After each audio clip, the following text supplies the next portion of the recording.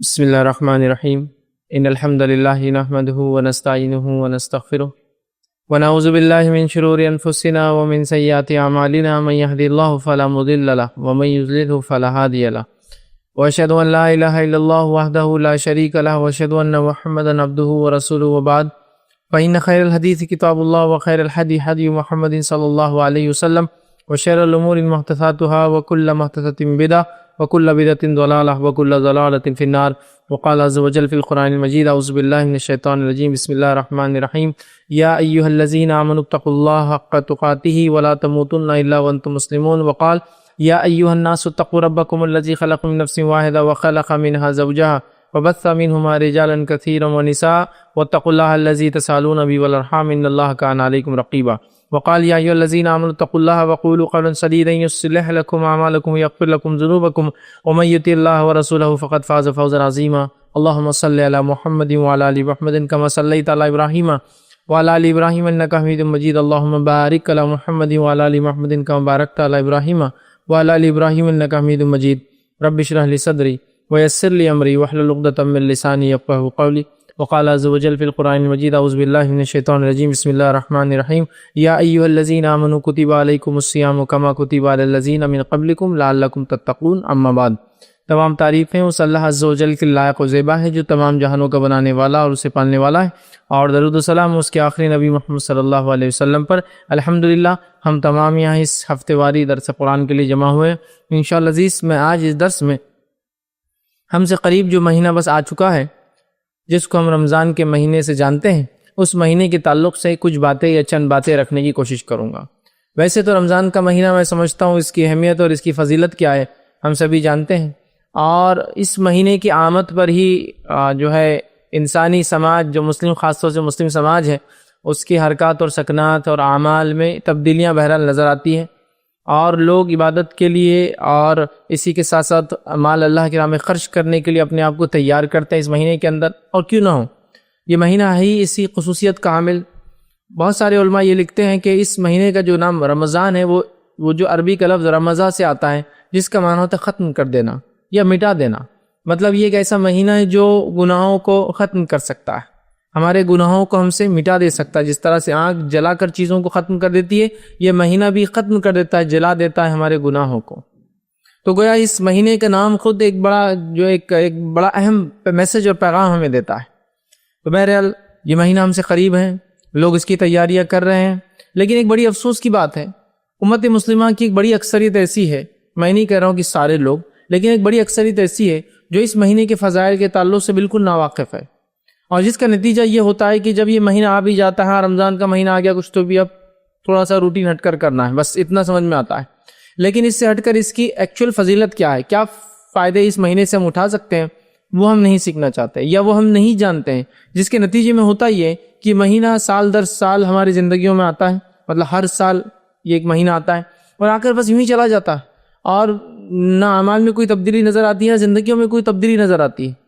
آپ اندازہ لگائیے، جو لوگ کارپوریٹ لیول پر یا بڑے بڑے کمپنیوں میں کام کرتے ہیں، میں ایک مثال دیتا ہوں، یا اسکولز میں کام کرتے ہیں، کالجز میں کام کرتے ہیں، ایسی جگہ کام کرتے ہیں جہاں ان کو اپڈیٹ کرنا پڑتا ہے اپنے آپ، تو ہوتا یہ ہے کہ وہ کمپنی، وہ کالج، وہ اسکول ان کے لیے کچھ کورسز رکھتی ہے نا، یا کچھ ٹریننگ پروگرامز رکھتی ہے، یا کچھ اپڈیشن پروگرامز رکھتی ہے۔ نتیجہ یہ ہوتا ہے کہ ایک مثال کے طور پر کمپنی کے اندر ایک نیا سسٹم آیا، وہ سسٹم کو سکھانے کے لیے 3 دن کا کوئی پروگرام کمپنی نے رکھ دیا، میٹنگ ہوتی ہے، سارے لوگ جمع ہوتے ہیں، اور کمپنی نے جو اپنے سسٹم کو اپڈیٹ کیا، وہ اپڈیٹ آپ کو سکھائے جاتے ہیں۔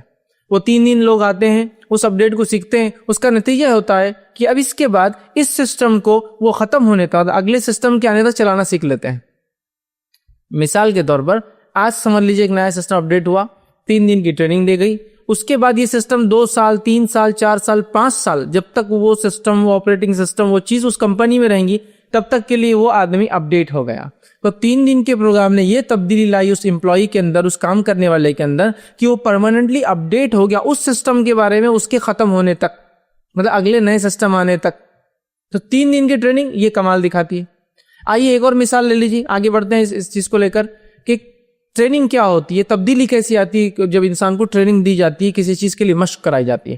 دوسری مثال لے لیجیے، آپ چاہتے تھے کہ گاڑی چلانا آپ سیکھیں، فار ایگزامپل 2 ویلر تو نہیں، 2 ویلر عام طور سے لوگ گھروں پہ سیکھ لیتے ہیں، لیکن 4 ویلر ہے جو کہ آپ کے اویلیبل نہیں ہیں. آپ ایک ڈرائنگ اسکول میں جاتے ہیں, اسکول میں جانے کے بعد آپ, میں سمجھتا ہوں 15 days to 20 days یا 30 days کا ہارڈلی کورس ہوتا ہے, اور بہت ہی ڈم انسان ہوگا, بہت ہی جس کو ہم کہیں گے مطلب وہ انسان کمزور ہوگا جو مہینے بھر بعد بھی گاڑی نہ سیکھ سکے. آج کل تو دیکھیے آپ بچوں کو گھر میں ہے تو آدھا ٹریننگ تو وہاں مل جاتی ہے, پھر 1 سے 2 3 بار 10 بار چلا لیے تو آ جاتی ہے نا, ایسا ہوتا ہے.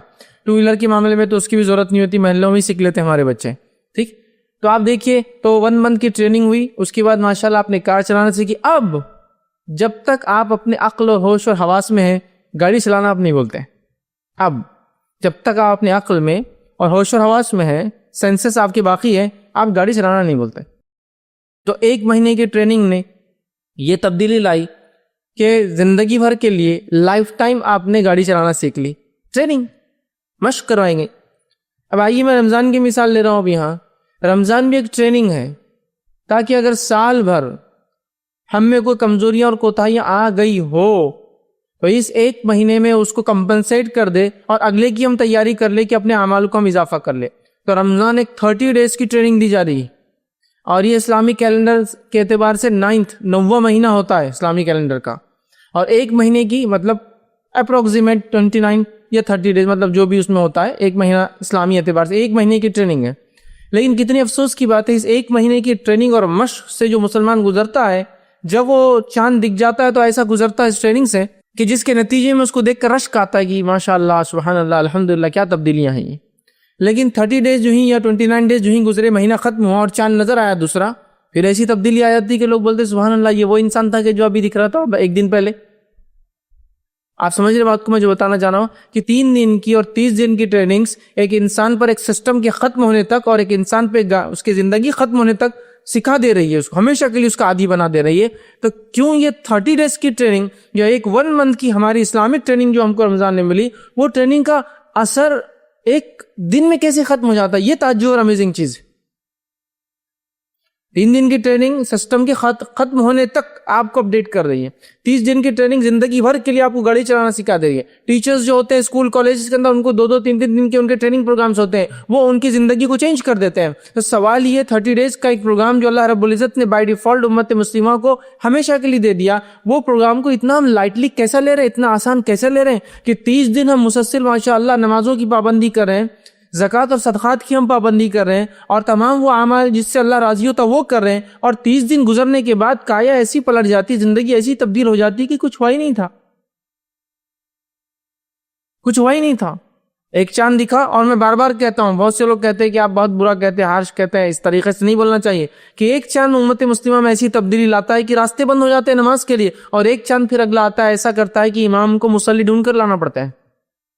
پہلا چاند وہ جب رمضان شروع ہوتا ہے راستے نہیں پورتے ہیں, مطلب مسجدیں تو ختم ہوگی, راستے بھی نہیں پور رہے ہیں, راستوں پہ شتندی اور چٹائیاں ڈال کے نمازیں ہو رہی ہے, اور پھر ایک چاند پھر نکلتا ہے جو عید لاتا ہے, ٹریننگ کے خاتمے کا اعلان کرتا ہے کہ اب آپ تیار ہو, آپ نے تقویٰ اختیار کیا, آپ نے ذکر کو اختیار کیا, آپ نے خرچ کرنے کی عادت ڈالی, آپ نے اپنی نظروں پہ کنٹرول رکھا, آپ نے اپنے حلیوں کو سدھار لیا تھا, آپ نے اپنے اعمال اور افعال کو سدھار لیا تھا, آپ نے اپنے معاملات کو سدھار لیا تھا. پھر کیوں ایسا ہوا کہ وہ چاند دیکھتے ہی جب 31واں دن, اگر 31 کا اگر مہینہ تھا اور اگر 29 کا 30واں دن نکلا, ایک ایسی تبدیلی آئی کہ جیسے کہ ایک چاند مطلب ایک رات کے بعد ایک بھولا کوئی خواب تھا جو گزر گیا. مطلب ایسی کیسی زندگی اتنا ڈائنامک چینج کے ساتھ آئے, جبکہ یہ ٹریننگ دی جا رہی. اللہ رب العزت نے قرآن میں سورہ بقرہ سورہ نمبر 2 میں کیا فرمایا, یا ایھا الذین آمنوا کتب علیکم الصیام کما کتب علی الذین من قبلکم لعلکم تتقون. اے لوگو, اے وہ لوگو جو ایمان لائے ہو, تم پر روزے فرض کیے گئے, تم پر روزے فرض کیے گئے, کتب علیکم الصیام کما کتب علی الذین من قبلکم. اور یہ کوئی نئی بات نہیں, صرف تم ہی نہیں ہو جن پر روزے فرض کیے گئے, تم سے پہلے کے لوگوں پر بھی ہم نے روزے فرض کیے تھے. کیوں؟ لعلکم تتقون, تاکہ تم اللہ کا ڈر اختیار کرو. تو روزوں کا مقصد ہے ٹریننگ دینا. کس چیز کی ٹریننگ دینا؟ لعلکم تتقون, اللہ کا ڈر, پاسلیات اتیا. اور اللہ کا تقویٰ کیا ہے کہ ہمارا اس چیز کو بجا لائے جو ہمارا رب ہمیں حکم دیتا ہے, اور ہر حرام کردہ چیز سے اپنے نفس کو بچائے. یہ تقویٰ ہے, لعلکم تتقون, تاکہ تم اللہ کا ڈر پاسلیات اختیار کر سکو. تو خود رمضان کے روزوں کی فرضیت کا مقصد اللہ رب العزت بیان کر رہا ہے. اب اگر یہ مقصد ہی حاصل نہ ہوا, تقویٰ کوئی ایسی چیز نہیں ہے جو میں ظاہر کر کے بتا سکوں, یا میرے حلیے سے آپ کہہ سکتے کہ میں متقی ہوں, ممکن نہیں. تقوی کے اثرات ہوتے ہیں ظاہری، یہ بات طے ہے، لیکن ظاہری اثرات سے تقوی ہے یہ پتہ نہیں لگایا جا سکتا۔ اسی وجہ سے نبی اکرم صلی اللہ علیہ وسلم کی موجودگی میں منافقین بھی تھے، آپ کو بذریعہ وہی بتایا گیا یہ منافق ہے، سمجھ آپ، اس لیے کہ وہ بھی سارے صحابہ کے جیسا وہ سب کرتے تھے جو صحابہ کرتے تھے، لیکن ان کی کچھ علامتیں، کچھ نشانیاں بتائی گئی، جو کرتے تو ہے لیکن سستی سے کرتے ہیں، کرتے تو ہے دل نہیں ہوتا اس میں، نماز پڑھے سستی سے پڑھ رہے، نماز پڑھے دل نہیں ہے اس کے اندر، بس علامتیں بتائی گئی، جان دینے کو پیچھے ہٹتے ہیں، خرچ کرنے کو پیچھے ہٹتے ہیں، مسلمانوں کو کچھ برا ہو تو خوش ہوتے ہیں، علامتیں بتائی، لیکن ان کے ظاہر سے نہیں پہچانا جا سکتا تھا کہ یہ مسلمان نہیں ہے، سمجھ رہا؟ تو تقوی کا ایک ظاہری اثر یہ ہے کہ آؤٹر بھی چینجز آتے ہیں، لیکن آؤٹر چینجز سے ہم انر یہ نہیں کہہ سکتے کہ چینج ہو گیا۔ تقوی دل کی کیفیت ہے، تو رمضان کا مقصد ہے دل کی دنیا بدل دینا، لعلکم تتقون، دل کی دنیا چینج، اس لیے کہ نبی اکرم صلی اللہ علیہ وسلم نے ایک روایت میں کہا التقوی ہا ہونا، التقوی ہا ہونا، التقوی ہا ہونا، تقوی یہاں ہے، دل میں ہوتا ہے، لیکن میں یہ ہرگز نہیں کہہ رہا ہوں کہ اب سب کام دل کا شروع کر دیا، بہت سارے لوگ کرتے، پردہ دل کا، ذکر دل کا، ہر چیز دل کی چل رہی ہے ان کے، نہیں، لیکن تقوی یقیناً یہاں ہے، دل میں، وہ دل کی دنیا بدل جاتی، تو رمضان ہمارے دل کی دنیا کو کیا کرے، تبدیل کر دے۔ لیکن کتنی افسوس کی بات ہے، رمضان آ رہا ہے، رمضان قریب ہے، صحابہ کی تیاریاں چل رہی ہیں، رمضان آ رہا ہے، کچھ صحابہ کو اتنا شوق تھا کہ شعبان میں بھی روزے رکھنا شروع کر دیتے تھے، نبی اکرم صلی اللہ علیہ وسلم روکتے تھے آخری وقت میں کہ مت رکھا کرو، کہیں ایسا نہ ہو رمضان کے روزوں میں کمزور پڑ جاؤ۔ کچھ صحابہ کو رمضان کی تیاری شعبان سے شروع کر دیتے، تو نبی اکرم صلی اللہ علیہ وسلم نصف شعبان کے بعد روزے رکھنے سے منع کرتے تھے کہ مت رکھا کرو ورنہ کیا ہو جائے گا، کمزوری آ جائیں گی۔ وہ ٹریننگ لے رہے ہیں کہ رمضان آ رہا ہے، ہمیں روزے رکھنا ہے، تیار ہو رہے ہیں۔ عمر بن خطاب روکتے تھے رضی اللہ عنہ، اس لیے کہ تم کمزور نہ پڑ جاؤ، رمضان نہ چھوٹ جائے کوئی تم سے۔ اتنی جس کو کہیں گے ہمارے اسلاف میں جوش اور جذبہ تھا رمضان آنے سے پہلے۔ آج رمضان ہم پر بھی آتا ہے، ہر سال آتا ہے، لیکن ہم میں کیا جوش و جذبہ آتا ہے، کیا جوش و جذبہ آتا ہے رمضان آنے سے؟ بتائیے، رمضان آ گیا تو جو خیالات میرے اور آپ کے ذہن میں چل رہے ہیں نا، اللہ معاف کرے ہم کو، وہ کیا ہے معلوم؟ گھر کا رنگ بہت پرانا ہو گیا، رمضان آ رہے ہے نا، تکیے اور اس کے غلاف کتنے میلے اور پرانے ہو گئے، چینج کرنا ہے، رمضان آ گئے، رمضان آ گئے، چنے کی دال پسا کے رکھنا ہے، اس لیے کہ ابھی اس سے بہت ساری چیزیں جو بننے والی بیسن کے ذریعے، وہ سب تیاری کرنا ہے۔ رمضان آ گئے تو اب مغزیات، اب چونکہ رمضان کے بعد اینڈ ریزلٹ کی تیاری ابھی کرنا ہے نا، مطلب عید کی تیاری، تو سیویاں کہاں سے لی جائیں گی، پلاننگ چل رہی ہے، ڈسکشنز ہو رہے ہیں، اس کے لیے کانفرنسز رکھی جا رہی ہے، گھر میں عورتیں جمع ہو رہی ہے، فون پر باتیں کر رہی ہے کہ کیا کرنا ہے، کہاں سے خریدنا ہے، یہ سب ہے۔ رمضان میں پھل اور فروٹ ہم کہاں سے لائیں گے، ہے نا، رمضان میں کھانے کی جو ٹائمنگ چینج ہوں گی تو ہماری غذائیات، کیلریز، جو لوگ کانشیس ہوتے ہیں کہ 2000 انٹیک ہونا چاہیے تو کیسے لی جائے، پوری پلاننگ ہو رہی ہے کہ مغرب کے بعد اتنا، عشاء کے بعد اتنا، رات میں سونے سے پہلے اتنا، رات میں پھر نیند میں اٹھ کے ایک بار اتنا، اور پھر سحر میں اتنا لیں گے، تب وہ جو دن بھر میں لیتے ہیں انٹیک اور رات میں بھی کمپلیٹ کرنا ہے، یہ ساری پلاننگ چل رہی ہے۔ پھر عید کے کپڑوں کے لیے extra job, extra work, over Times لوگ کر رہے ہیں، چونکہ عید کے لیے کپڑے ضروری ہے، چونکہ وہ تو واجب ہے نا کپڑے پہننا عید کے دن، اچھے اور نئے بالکل، باقی ساری چیزیں تو نہیں ہیں، نماز ہو ٹھیک ہے، رمضان کیسے گزرے، تقوی آیا نہیں آیا، لیکن کپڑے تو کم از کم، دل کی دنیا چینج مت ہو، باہری دنیا تو چینج ہونا چاہیے رمضان کی عید کے دن۔ یہ ہم لوگوں کی بالکل باٹم لائن بات کر رہا ہوں، تیاری ہوتی ہے۔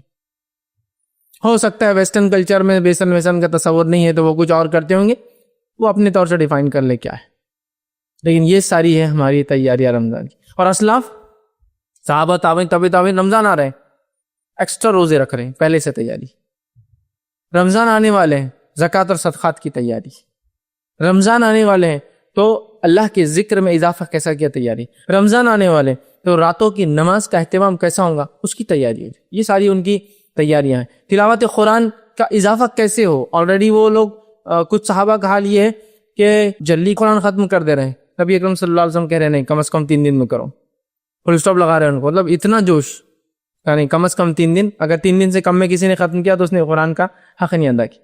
تو پھر صحابہ مطلب وہ اس سے کم میں کر رہے تھے تو اس کو بڑھایا گیا، لمٹ کو ایکسٹینڈ کیا گیا، نہیں اتنے کم میں نہیں کرنا چاہیے، اندازہ لگائی کیا جوش تھا، مطلب یہ جوش تھا کہ قرآن ہی، کچھ کی حالت ہے کہ قرآن کے علاوہ بات نہیں کرتے ہیں، مطلب یہ اسلاف کی حالت۔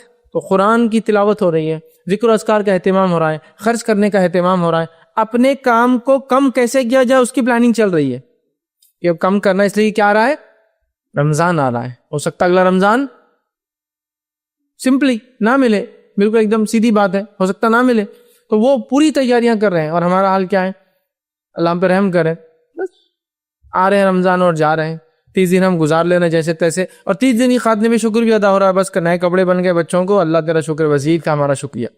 مطلب ایک اگر میں گھر میں باپ ہوں، کمانے والا ہوں، تو میرے لیے سب سے بڑی چیز جو رمضان میں ہو گئی اور وہ سکسیسفل منتھ تھا، بس اللہ تو نے بچوں کو کپڑے دلا دیا، یہ ہوگا، عید اچھی سے ہوگی، شرخرما اچھے سے بن گیا، سیوئیاں اچھا بن گئی، میٹھا اچھا ہو گیا، سب میں نام ہو گیا، گھر کو کلر وغیرہ ہو گیا، ماشاءاللہ، بس یہ میرا رمضان ہو گیا۔ اگر رمضان پھر تبدیلی لائیں گا، دل کی دنیا میں نہیں، باہری دنیا کو تبدیلی کریں گے، پھر سے گھر کو تبدیل کریں گا، گھر کے غلافوں کو تبدیل کریں گا، پردے تبدیل ہوں گے، پھر وہ تبدیل آئیں گی۔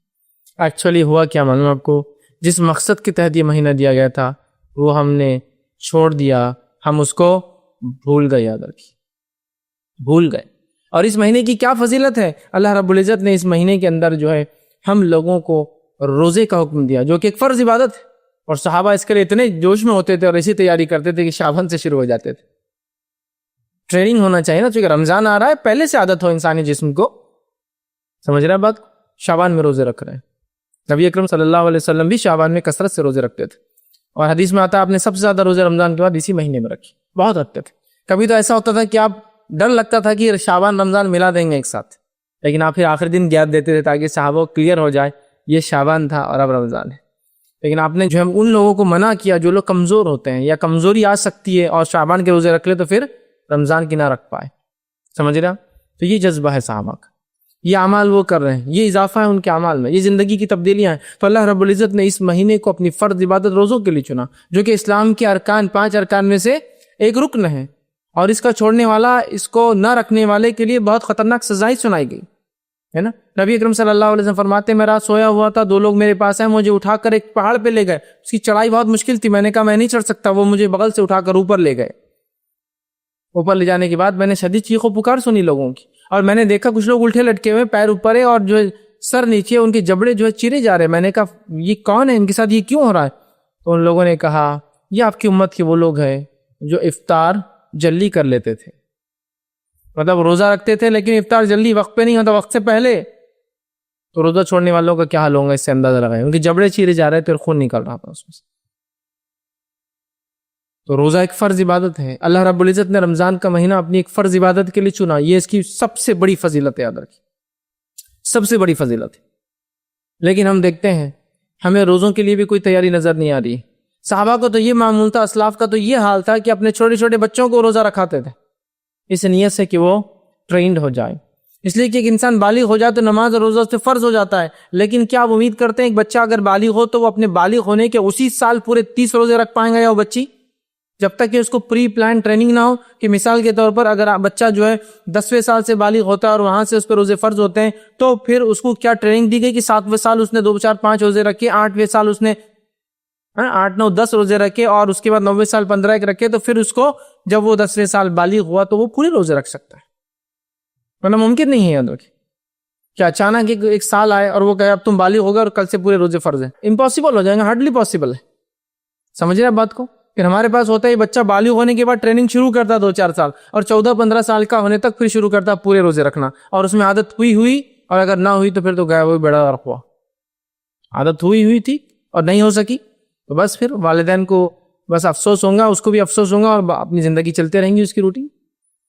یاد رکھیے وہ ٹریننگ دلاتے تھے اپنے بچوں کو، ہم ٹریننگ لے رہے ہیں اپنے آپ کو، بچوں کو دلا رہے ہیں اس کی، وہ شوق ان میں جگا رہے ہیں کہ ہمارے بچے رمضان آئے تو روزے کے لیے خود ہم سے کہے کہ ہمیں بھی روزہ رکھنا ہے۔ ہمارے بچوں کو پکڑ کے ہم بڑے بڑے روزے رکھو تو بولتا نہیں میرے سے نہیں ہوتا، کیونکہ ماحول نظر نہیں آتا اس کو، وہ اہمیت نظر نہیں آ رہی ہے۔ جیسے عید کے کپڑوں کے لیے ڈسکشن چل رہے ہیں، بات چیت ہو رہی ہے، روزوں کے لیے کبھی کوئی چیز وہ سن نہیں رہا اس کی اہمیت کے بارے میں، کیسے رکھنا ہے، نہیں رکھ پائے تو اس کے لیے کیا کرنا چاہیے، نظر نہیں آ رہا اس کو۔ اور بچے اسی چیز کو اہمیت دیتے، یاد رکھیے، جو اپنے گھر کے ماحول میں یا اپنے سماج میں لوگوں کو اہمیت دیتے ہوئے دیکھتے ہیں۔ سمجھے آپ بات کو؟ اسی لیے ہر علاقے کے بچوں کے پاس الگ الگ چیزوں کی الگ الگ اہمیت ہوتی ہے، سمجھا؟ یہ ہے، یاد رکھیے، کیونکہ ماحول میں اور سماج میں اس چیز کو ہوتے ہوئے دیکھتے ہیں تو اس چیز کو اہمیت دیتے ہیں۔ تو یہ فرض عبادت روزوں کا مہینہ ہے، ہم لوگ اس میں ضرور روزے رکھیں، اور اس کا مقصد، روزے کا مقصد، رمضان کا مقصد لعلکم تتقون۔ تو روزے کا مقصد ہے کہ ہم اللہ کا ڈر اختیار کریں، پاس و لیاز اختیار کریں۔ رمضان کا مہینہ اسی لیے دیا گیا کہ ہم روزہ رکھیں اور اللہ کا ڈر اور تقوی اختیار کریں. یہ سب سے اہم چیز ہے. تو یہ رمضان جو انشاءاللہ عزیز اب ہم پر آئیں گا، یہ ہم میں جو ہے ایک پرماننٹ چینج لا دے، ہمارے دل کی دنیا بدل دے، ہمارے معاملات بدل جائے. ذکر و اذکار کا جو ہے ہم نے رمضان میں کیا وہ بعد رمضان بھی باقی رہے. تلاوت قرآن جو رمضان میں کی غیر رمضان بھی کنٹینیو سلسلہ چلتے رہے. روزوں کی جو عادت رمضان میں ڈالی بعد رمضان بھی شوال کے 6 اور اس کے علاوہ بھی منڈے اور تھرسڈے جو جمعرات کے روزے کے مادی بن جائے. ایام 20 جو ہے چاند کی جو ہے 13، 14 اور 15 کے ہم روزے رکھنے والے بن جائیں. اس کے علاوہ وہ تمام روزے جو نبی اکرم صلی اللہ علیہ وسلم نے رکھے یا رکھنے کا حکم دیا اور تمام ہم کریں. اور اس سے بھی ہٹ کر ہم نفلی روزے رکھے، اس لیے کہ ایک صحابی کو دیکھا گیا کہ وہ جو ہمیشہ روزہ رکھتے تھے، میکسیمم ٹائم روزہ رکھتے تھے. کسی نے آگے اللہ کے رسول کچھ لوگ روز ہی روزہ رکھ رہے ہیں، تو نبی اکرم صلی اللہ علیہ وسلم نے فرمایا سب سے بہترین روزہ داؤد علیہ السلام کا روزہ ہے. وہ ایک دن روزہ رکھتے اور ایک دن افطار کرتے، الٹرنیٹ ڈے روزہ رکھتے تھے داؤد علیہ السلام. ایک دن رکھتے ایک دن نہیں رکھتے. تو جب وہ صحابہ تک خبر پہنچی تو انہوں نے پھر ایک دن رکھنا شروع کیا اور ایک دن چھوڑنا، ورنہ پورا ہی رکھ رہے تھے کنٹینیوسلی. تو یہ شغف، یہ دھن اور یہ جذبہ جاگ گیا تھا. لیکن بڑی افسوس کی بات ہے یہ چینجز ہم میں نہیں آ رہے. اور رمضان ایک ایسا اہم مہینہ ہے کہ نبی اکرم صلی اللہ علیہ وسلم کے ساتھ ایک خاتون نے ارادہ کیا کہ وہ جو حج کے لیے جائیں گے لیکن نہ جا پائی کسی وجہ سے، چونکہ سواری کی کمی تھی. نبی اکرم صلی اللہ علیہ وسلم دریافت کیا تم آ رہی ہو حج کو؟ تو کہا نہیں میں نہیں آ سکتی ہوں، اس لیے کہ اونٹ 2 ہی ہے، ایک کھیتی باڑی کے لیے ایک پانی کے لیے لگتا ہے. تو میں اگر سفر پہ آ جاؤں گی آپ کے ساتھ حج کے یا چلوں گی تو پھر اونٹ کو مطلب سواری کا کیا ہوگا، گھر بار کیسے چلیں گا. پھر نبی اکرم صلی اللہ علیہ وسلم فرمایا تو پھر تم رمضان میں عمرہ کر لینا، اس لیے کہ رمضان میں کیا گیا عمرے کا ثواب حج کے برابر ہے. دیکھیے کتنا افضل مہینہ ہے کہ اس مہینے کی گیا ایک نفلی عمل عمرہ، یہ حج اصغر ہے، چھوٹا حج ہے، اور حج اکبر ہوتا ہے. تو یہ بھی کیا گیا حج اصغر عمرہ حج کے حج اکبر کے برابر ثواب. لیکن اس سے حج ساقط آپ سے ہٹ نہیں جائیں گا، وہ اپنی جگہ باقی ہے، لیکن ثواب درجے کے اعتبار سے، اہمیت کے اعتبار سے، ریوارڈز جو ملنے والے ہیں وہ اس کے برابر ہوں. سمجھ رہے ہیں بات کو؟ تو آپ اندازہ لگائیے یہ مہینے کی کیا فضیلت ہے کہ عمرہ جیسا عمل، تو جو عمرے کو جا سکتا ہے. اللہ نے مال، دولت، صلاحیت، طاقت، توانائی دی ہے. آج کل تو بہت زیادہ سہولتیں اور آسانیاں ہو چکی ہے سفر کی، میں سمجھتا ہوں، اور قیمتیں بھی جو بہت کم اس میں ہو جاتا ہے. الحمدللہ جو فائدہ اٹھا سکتا ہے فائدہ اٹھا لیں، ہے نا. اس لیے کہ ہم نہیں جانتے کب زندگی کی حالت تبدیل ہو جائے، کب ہمارے ملک کی حالت تبدیل ہو جائے، کب وہ ملک کی حالت تبدیل ہو جائے جس کے اندر وہ چیز ہے. یہ بھی ہو سکتا ہے. تو آج ساری سہولتیں ہیں، بینیفٹ اٹھا لیجیے، فائدہ لے لیجیے. ہو سکتا ہے کل سب کچھ ہو، صحت ساتھ نہ دی، سب کچھ صحیح ہو، مال ختم ہو جائے کہ اب جا نہیں سکتا ہوں. سمجھ رہا؟ تو کرنا چاہیے حج کو جائے انسان. ہر حج کو نہیں جا سکتا ہے، حالات نہیں، یا حج چونکہ کافی اس میں پیسہ لگتا ہے، تو عمرہ تو جا سکتا ہے، عمرہ کرے کم از کم رمضان میں. اسی طرح جو ہے کوشش کرنا چاہیے کہ رمضان کے مہینے میں اعمال صالحہ میں اضافہ کریں. اب جو بھی آپ کرتے ہیں نیک اعمال میں اضافہ، کیا کیا نیکیاں ہو سکتی ہے اس کی کوئی فہرست نہیں بنائی جا سکتی، ظاہر سی بات ہے. تو اعمال صالحہ کے اندر اضافہ کرے، یاد رکھیے بالخصوص ذکر و اذکار کا اہتمام کرے اعمال صالح میں، بالخصوص نمازوں میں اضافہ کریں مطلب فرض کے علاوہ، بالخصوص قیام اللیل کا ہم اہتمام کریں، ہے نا.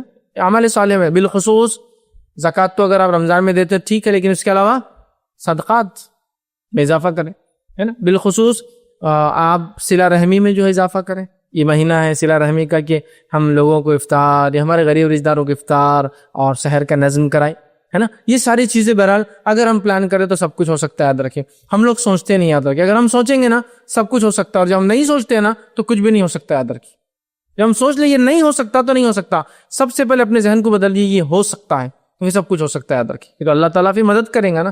جب آپ سوچ کے بیٹھ کے کچھ نہیں ہو سکتا تو پھر آتی ہوئی بھی اللہ کی مدد آپ کو نظر نہیں آتی ہے. کرنے کا جذبہ رکھیے، سب کچھ ہو سکتا ہے. یاد رکھیے آپ بولیں گے یار میں خود برڈن میں ہوں، مصیبت میں ہوں، دوسروں کو کیا کھلاؤں گا. صحابہ کی آپ زندگی دیکھیں، دوسروں کو کھلاتے تھے تو اللہ اتنا دیتا تھا جس کی کوئی انتہا نہیں. ہم لوگ کیا سمجھتے ہیں جمع کرنے سے چیز بڑھتی ہے، یاد رکھیے چیز خرچ کرنے سے بڑھتی ہے. یہ پریکٹیکل اصول ہے. مان لو آپ نے کار لی اور کبھی نہیں چلاتے اس کو، بہت دن چلتی، کیوں کار 15 سال کے بندے اس کی لائف 30 ایئرس ہو جاتی. آپ کو معلوم سال بھر بعد وہ کھڑی گاڑی اس کے ٹائر بھی خراب ہو جائے گا اور پھینکنے کے لائق ہو جائے. لیکن چلتی ہوئی گاڑیاں 15 سال کے بعد بھی مینٹین رہتی ہے اور آپ بولتے ہیں اس کو ری پاسنگ کرانا پڑے گا. 15 ایئر جنرلی انڈیا میں 2 ویلرز 4 ویلرز کی لائف مانی جاتی ہے. ٹھیک ہے، ویسٹرن کنٹریز میں وہ کم ہوتی ہے، 7 سال 5 سال ہوتی. बहरहाल तो 15 साल है, तो आप चल रहा तो चलती हुई चीज़ बढ़ती है, याद रखिए, फ़ायदा देती है, इस बात को आप नोट कर ले। तो आप जब खर्च करेंगे तो आपके साथ आता भी है। हम समझते हैं नहीं जमा करने से आता, नहीं खर्च करने से आता। सहाबा की ज़िंदगी इसकी जीती जागती मिसाल। तो आमाल सालिहा, नेक आमाल जो भी आप करते हैं रमज़ान में, उसमें क्या कीजिए, इजाफा कीजिए, ताकि जब आप एक लिमिट तक जाकर आएंगे तो गैर रमज़ान एक सर्टन लिमिट तक फिर पहुंच जाएंगे। एक इंसान समझ लीजिए 1 महीना मशक्क़त करके 100 तक जा रहा है किसी काम में, तो गैर रमज़ान कम से कम उम्मीद है 50 तो पहुंचेगा। तो उसमें खूब इजाफा कीजिए अमल सालिह में। इसी तरह सदक़ात का ख़ास तौर से इस महीने में अहतमाम करें। नबी अकरम सल्लल्लाहु अलैहि वसल्लम इस महीने में ख़ास तौर से सदक़ात का अहतमाम करते। स्पेशली सदक़ात मतलब नफली माल खर्च करना। ज़कात ये फ़र्ज़ है, सदक़ात नफली माल खर्च में, चूँकि नफली माल खर्च करने फ़ितरा आता है, सदक़ा आता है, समझना, बहुत सारी चीज़ में इसमें इंक्लूड होती है। तो लिहाजा नफली माल खर्च करने की आदत डालिए, सदक़ात का खूब अहतमाम करें, और सदक़ात मिस्किनों को तलाश करके दे। और मिस्किन और गरीब का फ़र्क जो नबी अकरम सल्लल्लाहु अलैहि वसल्लम ने बताया वो ये कि गरीब मांग कर ले लेगा, जो सवाल करेगा, और मिस्कीन मांगता नहीं है, तुमको उसको पहचानना पड़ेगा। ये फ़र्क है। गरीब क्या करेगा, सवाल करेगा, और मजबूरी में सवाल करना भी जायज़, हराम नहीं, मजबूरी में। गरीब मांगेगा आपसे, मिस्कीन मांगेगा नहीं। और गरीब को रुपया 2 रुपये देने से उसका काम चल जाएगा, मिस्कीन का काम उससे नहीं चलता है। मिस्कीन आपका दोस्त भी हो सकता है जो रोज़ साथ रहता है, लेकिन उसके घर की हालत ये है कि उसकी वालदा गली गली काम करती है, उसके वालिद बेचारे छोटा मोटा कुछ काम करते, तो वो मिस्कीन है। बोलेंगे थोड़ी आकर कि मुझे दीजिए, मिस्कीन बोलेंगे नहीं आप। आपको डिटेक्ट करना है कि अरे ये मिस्कीन दिख रहा है, इसको देना चाहिए, ये आप तोहफ़तन उसको दे दे। तो मिस्कीन और गरीब का ही फ़र्क। तो सदक़ात करें, कोशिश करें कि गरीबों को भी दे, लेकिन ख़ास तौर से मिस्किनों का ज़रूर ख्याल रखें। ये आपसे मांगेंगे नहीं आके, लुक़मा 2 लुक़मे नहीं मांगेंगे, उससे उनका काम भी नहीं बनेगा। उनको तलाश करें। आप लोगों के हालात से, चेहरों से, कपड़ों के अहवाल से, गाड़ी की कंडीशन से मालूम कर सकते हैं हालात क्या चल रहे हैं। मदद कीजिए, मदद कीजिए। अब कोई कहे कि मैं खुद मिस्किन हूँ, दूसरों की क्या मदद करे, ठीक है, तो याद रखिए आप कोशिश तो करें जो आप कर सकते हैं दूसरों की, वो कोशिश करेगा, और एक समाज बन जाएगा, याद रखिए, जो देने वाला समाज हो जाएंगे, जो देने वाला, मालूम आपको, देने वाला। सहाबा के ताल्लुक से और उसके बाद के असलाफ के मदीने के माहौल के ताल्लुक से कुछ रिवायतें ऐसी मिलती है तारीख़ी, कि कोई किसी के घर में अगर खाने को कोई चीज़ देता, समझिए आप, तो वो बाजू वाले को शिफ्ट कर देता कि वो ज़्यादा मुस्तहिक़ है मेरे से कि मैं खाऊं। वो उसको शिफ्ट करता, हत्ता कि वो चीज़ पूरे मोहल्ले में घूमकर उस पहले शख्स के पास आती जो उसको जिसने उसको दिया था। क्योंकि हर फर्द क्या बोला, नहीं वो मेरे से ज़्यादा मुस्तहिक़ है, उसको दे दो, तो वो ट्रांसफ़र यहाँ से हो रही बाजू वाले घर। बाजू वाला क्या बोला, नहीं मेरे से ज़्यादा मुस्तहिक़ वो बाजू वाला है, वो वहाँ से ट्रांसफ़र हुई उसके घर। ऐसा पूरा जाकर वो चीज़ वापस उसी के पास आती जो दे रहा है। एक वाक़या आता है कि एक शख्स बगदाद से निकला, उसकी वालिद ने नीयत की थी कि मदीने के सबसे गरीब इंसान को जाकर 10,000 दिरहम तुम सदका कर देना, 10,000 चांदी के सिक्के सदका कर देना। वो शख्स वहाँ से निकले और पहुँचे मदीना। जब मदीना पहुँचे तो मदीना पहुँचने के बाद इरादा किया कि जो वालिद ने नीयत की थी 10,000 दीनार सबसे गरीब इंसान को, किसी ने कहा भाई गरीब इंसान कहाँ मिले, किसी ने कहा वहाँ वहाँ वहाँ वहाँ, ढूंढते ढूंढते पहुँच गए। अब जो सबसे गरीब घर पे गए, दस्तक दी और कहा कि मेरे वालिद ने नीयत की थी कि मदीने के सबसे गरीब इंसान को 10,000 दिरहम मैं दूं, तो आपके बारे में पता चला आप सबसे गरीब हैं, ये लीजिए आपके लिए 10,000 दिरहम। तो क्या किया उन्होंने, मैं होता तो क्या करता, ये जनरस ऑफर में जाने देता कभी को, आगे 10,000 रुपये मुझे दे रहा है, नहीं जाने देता। वो क्या बोलता मालूम, शख्स जिससे घर पहुँचे, क्या वो गलत घर आ गए, मेरा पड़ोसी मेरे से ज़्यादा गरीब है, तो लिहाजा वो डिज़र्व करता, क्योंकि आपकी नीयत थी सबसे गरीब इंसान को देना। वो शख्स वहाँ से बाजू वाले के पास जाते हैं और कहते हैं कि ये 10,000 दिरहम जो है आपके लिए है, इसलिए कि मेरे वालिद ने ये नज़र मांगी थी। तो उन्होंने कहा क्या आप मेरे बाजू वालों के पास गए, इसलिए कि आप गलत जगह आ गए, मेरे से ज़्यादा गरीब मेरा पड़ोसी है। तो उन्होंने कहा मैं बाजू गया था, और उन्होंने कहा कि उनसे ज़्यादा गरीब आप हैं। तो ये शख्स ने कहा अगर उन्होंने ऐसा कहा तो एक काम कीजिए, फिर हम दोनों इसका मतलब बराबर है, क्योंकि वो बोल रहे हैं मैं हूँ और मैं बोल रहा हूँ वो है, तो दोनों बराबर है, आप तकसीम कीजिए, 5-5 हज़ार दिरहम दोनों में तकसीम कर दिएगा, इसलिए कि दोनों सबसे गरीब थे। अब वो समझ देखिए आप, सदक़ात इतना कर रहे हैं कि लेने के लिए कोई तैयार नहीं। हर आदमी देने की जज्बा रखता है, जैसा आज हम में हर आदमी लेने का जज्बा रखता है ना, उस ज़माने में हर आदमी देने का जज्बा रखता था। دینے کے جذبے کی وجہ سے اللہ نے برکتیں بھی اتنی دی تھی ان کی زندگیوں میں، یاد رکھی، اور دینے کے جذبے کی بنیاد پر اللہ نے برکتیں بھی رکھی تھی زندگیوں میں۔ آج دینے کا جذبہ نہیں ہے تو زندگیوں کی برکتیں بھی ہماری چھینتی ہوئی، ختم ہوتی ہوئی نظر آتی ہے، یاد رکھیے۔ آپ دیکھیے پہلے زمانے میں روپیے پیسے کی بڑی قلت اور کمی تھی، لیکن آپ زندگیوں کے اعتبار سے دیکھیں اور جو کام انہوں نے کیا بہت آگے تھا۔ ایک انسان ہے، ایک آدمی کماتا ہے، ان دا سینس کیش، باقی سارے مشقت کرتے جو کیش نہیں ملتا ہے۔ کھیتی کا نہ جائے خود کھا لیا، کیش نہیں ملتا۔ ایک آدھ آدمی تھا جس کو کیش ملتا تھا، وہ ملازمت کر رہا ہے، فلاں اس میں ہے، گورنمنٹ آفس میں ہے، نواب کے دربار میں ہے، ایسا تھا، ایک آدھ کو کیش آتا تھا، لیکن پورا خاندان اور پوری فیملی چل رہی ہے اس میں۔ آج حالت یہ ہے کہ سب کو کیش آ رہا ہے ہر طرف سے، لیکن حالت یہ ہے کہ سب کو آنے کے بعد بھی پڑتا کسی کو بھی نہیں، چونکہ دینے کا مزاج نہیں ہے تو فرق۔ صدقات کا اہتمام نبی اکرم صلی اللہ علیہ وسلم صحابہ دیا کرتے تھے۔ توبہ اور استغفار کی کثرت بہت ضروری ہے اس مہینے میں، اس لیے کہ توبہ اور استغفار نبی اکرم صلی اللہ علیہ وسلم اس مہینے میں کثرت سے کرتے تھے، اس لیے کہ مہینہ ذکر و اذکار کا ہے۔ ذکر و اذکار میں توبہ استغفار بھی شامل ہے، چونکہ بھی ذکر ایک قسم کا جو اپنی معافی کے لیے انسان جو گناہ وہ کرتا ہے، یا کالے جو جرم اس نے کی ہے، یا جو معصیت اس نے کر کے جو اپنے دل کو کالا کیا ہے، وہ اس سے دھوتا ہے۔ توبہ اور استغفار کی کثرت کر جس مہینے میں جتنا کثرت سے ہو سکتا ہے اتنا کثرت سے کیجیے، دن اور رات، اور بالخصوص روزے کی حالت میں، اس لیے کہ روزے کی حالت میں جب روزدار دعا مانگتا ہے، اور بالخصوص افطار کے وقت، روزہ ختم کرنے کے وقت، تو اللہ اس دعا کو رد نہیں کرتا۔ تو توبہ اور استغفار اپنے لیے، اور استغفار کے تعلق سے اہل سنت والجماعت کا، صحابہ کا یہ عقیدہ تھا کہ استغفار میت کے لیے بھی زندہ کا قبول ہوتا ہے، اور یہ بات نبی اکرم صلی اللہ علیہ وسلم کی حدیث سے ثابت ہے۔ تو خود کے لیے کیجیے، جو گزر چکے ان کے لیے کیجیے کہ اللہ ان کے گناہوں کو معاف کر، ان کو بخش دے، ان کی مغفرت کر، یہ ہے ان کے لیے استغفار۔ اپنے لیے کیجیے استغفر اللہ، استغفر اللہ کوئی خاص وہ نہیں، اتنا پڑھنا کافی آپ کا استغفر اللہ۔ نبی اکرم صلی اللہ علیہ وسلم ہر نماز کے بعد جو ہے ایک بار اللہ اکبر اور 3 بار استغفر اللہ، بس اتنا ہی کہتے ہیں، استغفر اللہ، اتنا کیجیے۔ 70 سے 100 مرتبہ آپ صلی اللہ علیہ وسلم کرتے تھے، حدیث میں آتا ہے، روایت میں آتا ہے، ایک میں 70 اور ایک میں توبہ استغفار کے لفظ 100 مرتبہ آتے ہیں۔ تو کچھ علماء لکھتے ہیں جو کہ 100 مرتبہ یاد نہ تو ہر نماز کے بعد 5 بار پڑھ لے، 100 ہو جاتے ہیں شام تک، لیکن نماز کے بعد 20 بار استغفار پڑھنا سنت سے ثابت نہیں ہے۔ 100 کی کوانٹٹی کو کمپلیٹ کرنے کے لیے بتا رہا ہوں، یاد نہیں ہے تو چلو فجر کے بعد 20 بار پڑھ لیا تو زیادہ ہی پڑھیے آپ، 100 بار آپ سے تو 70 سے 100 بار کرتے تھے، تاکہ امت کو بتائے نبی اکرم صلی اللہ علیہ وسلم کے کوئی گناہ نہیں تھے، پھر بھی آپ کرتے تھے، ہمیں سکھانے کے لیے کہ دیکھو میں نبی ہونے کے باوجود کرتا ہوں تو تم کیوں نہیں کر سکتے ہو، ٹھیک ہے؟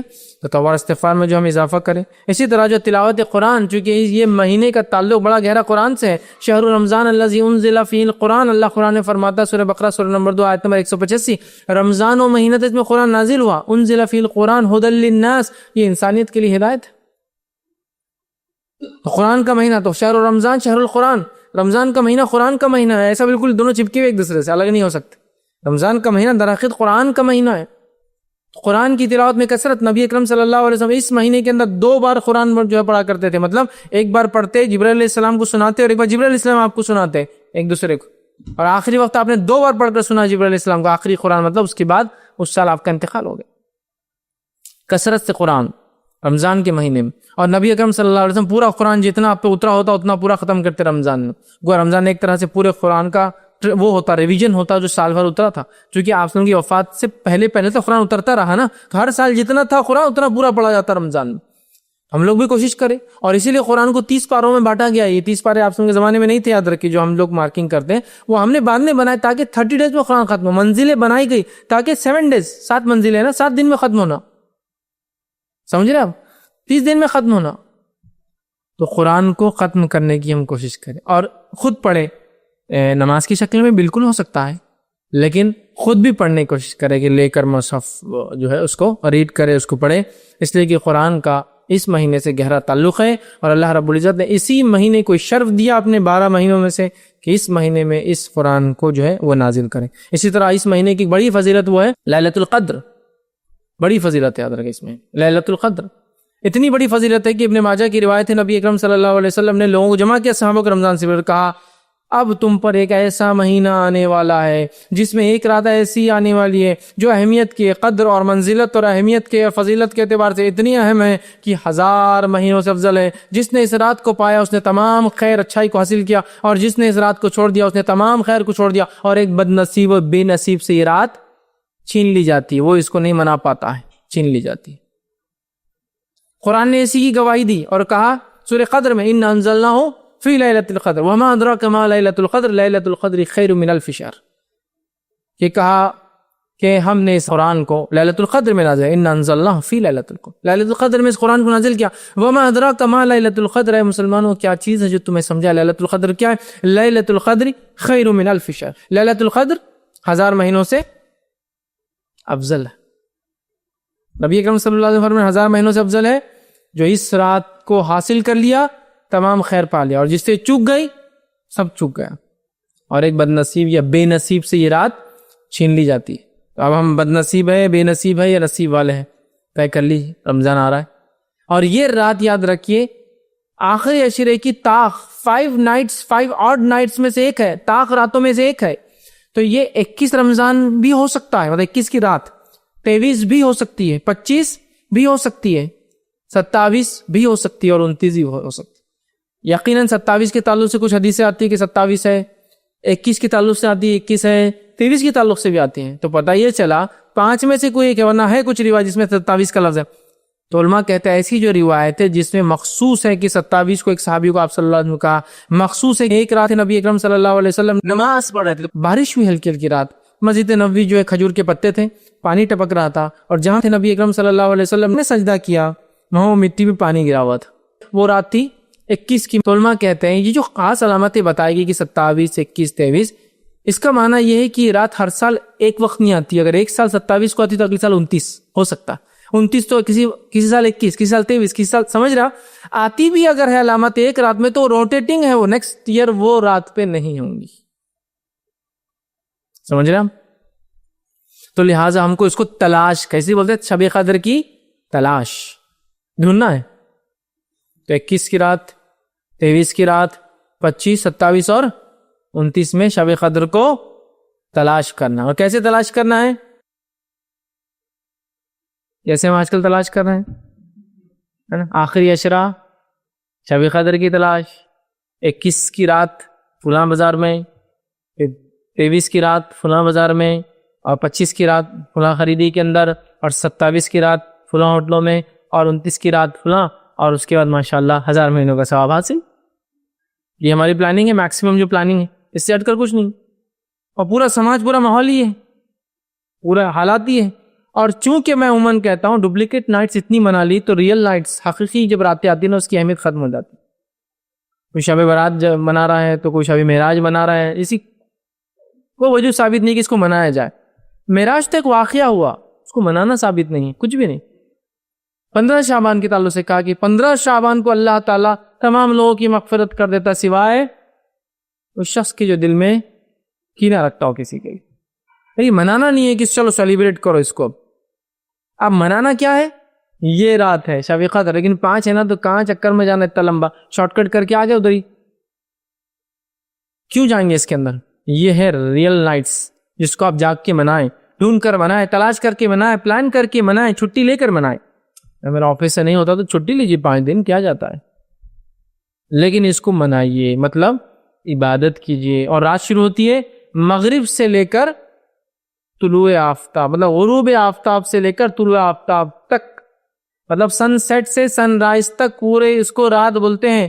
تو کم و بیش آج ہمارے پاس رات 12 گھنٹے کی ہے، 10 گھنٹے کی ہے، کسی کا 5 گھنٹے کی ہے، تو آپ کو اس رات کو منانا ہے۔ اندر جتنی بڑی ہے اتنا افضل ہے وہ بھی، جتنی چھوٹی وہ بھی ہے کہ انسان کم وقت میں زیادہ حاصل کر لے، سمجھ رہے ہیں بات؟ تو اس کو منانا ہے، اس کو وہ کرنا ہے، یاد رکھیں۔ اس کے لیے کوئی بہانہ تلاش نہیں کرنا ہے، وہ کسی بھی حال میں ہم کو اس رات کو منانا ہے، اس کے فائدہ اٹھانا ہے۔ اسی طرح رمضان کی ایک فضیلت قیام اللیل ہے۔ نبی اکرم صلی اللہ علیہ وسلم فرماتے جو رمضان کے مہینے میں قیام اللیل کرے ایمان اور احتساب کے ساتھ، اس نیت سے کہ اللہ اس کا اجر دیں گا، غفر له ما تقدمت من ذنبک، اللہ پچھلے گناہ معاف کر دیتا اس کے۔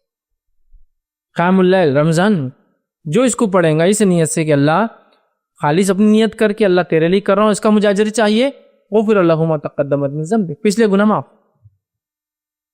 کتنی افضل مہینہ ہے کہ صرف رات میں عبادت کرے تو پچھلا معاف کروا لینا۔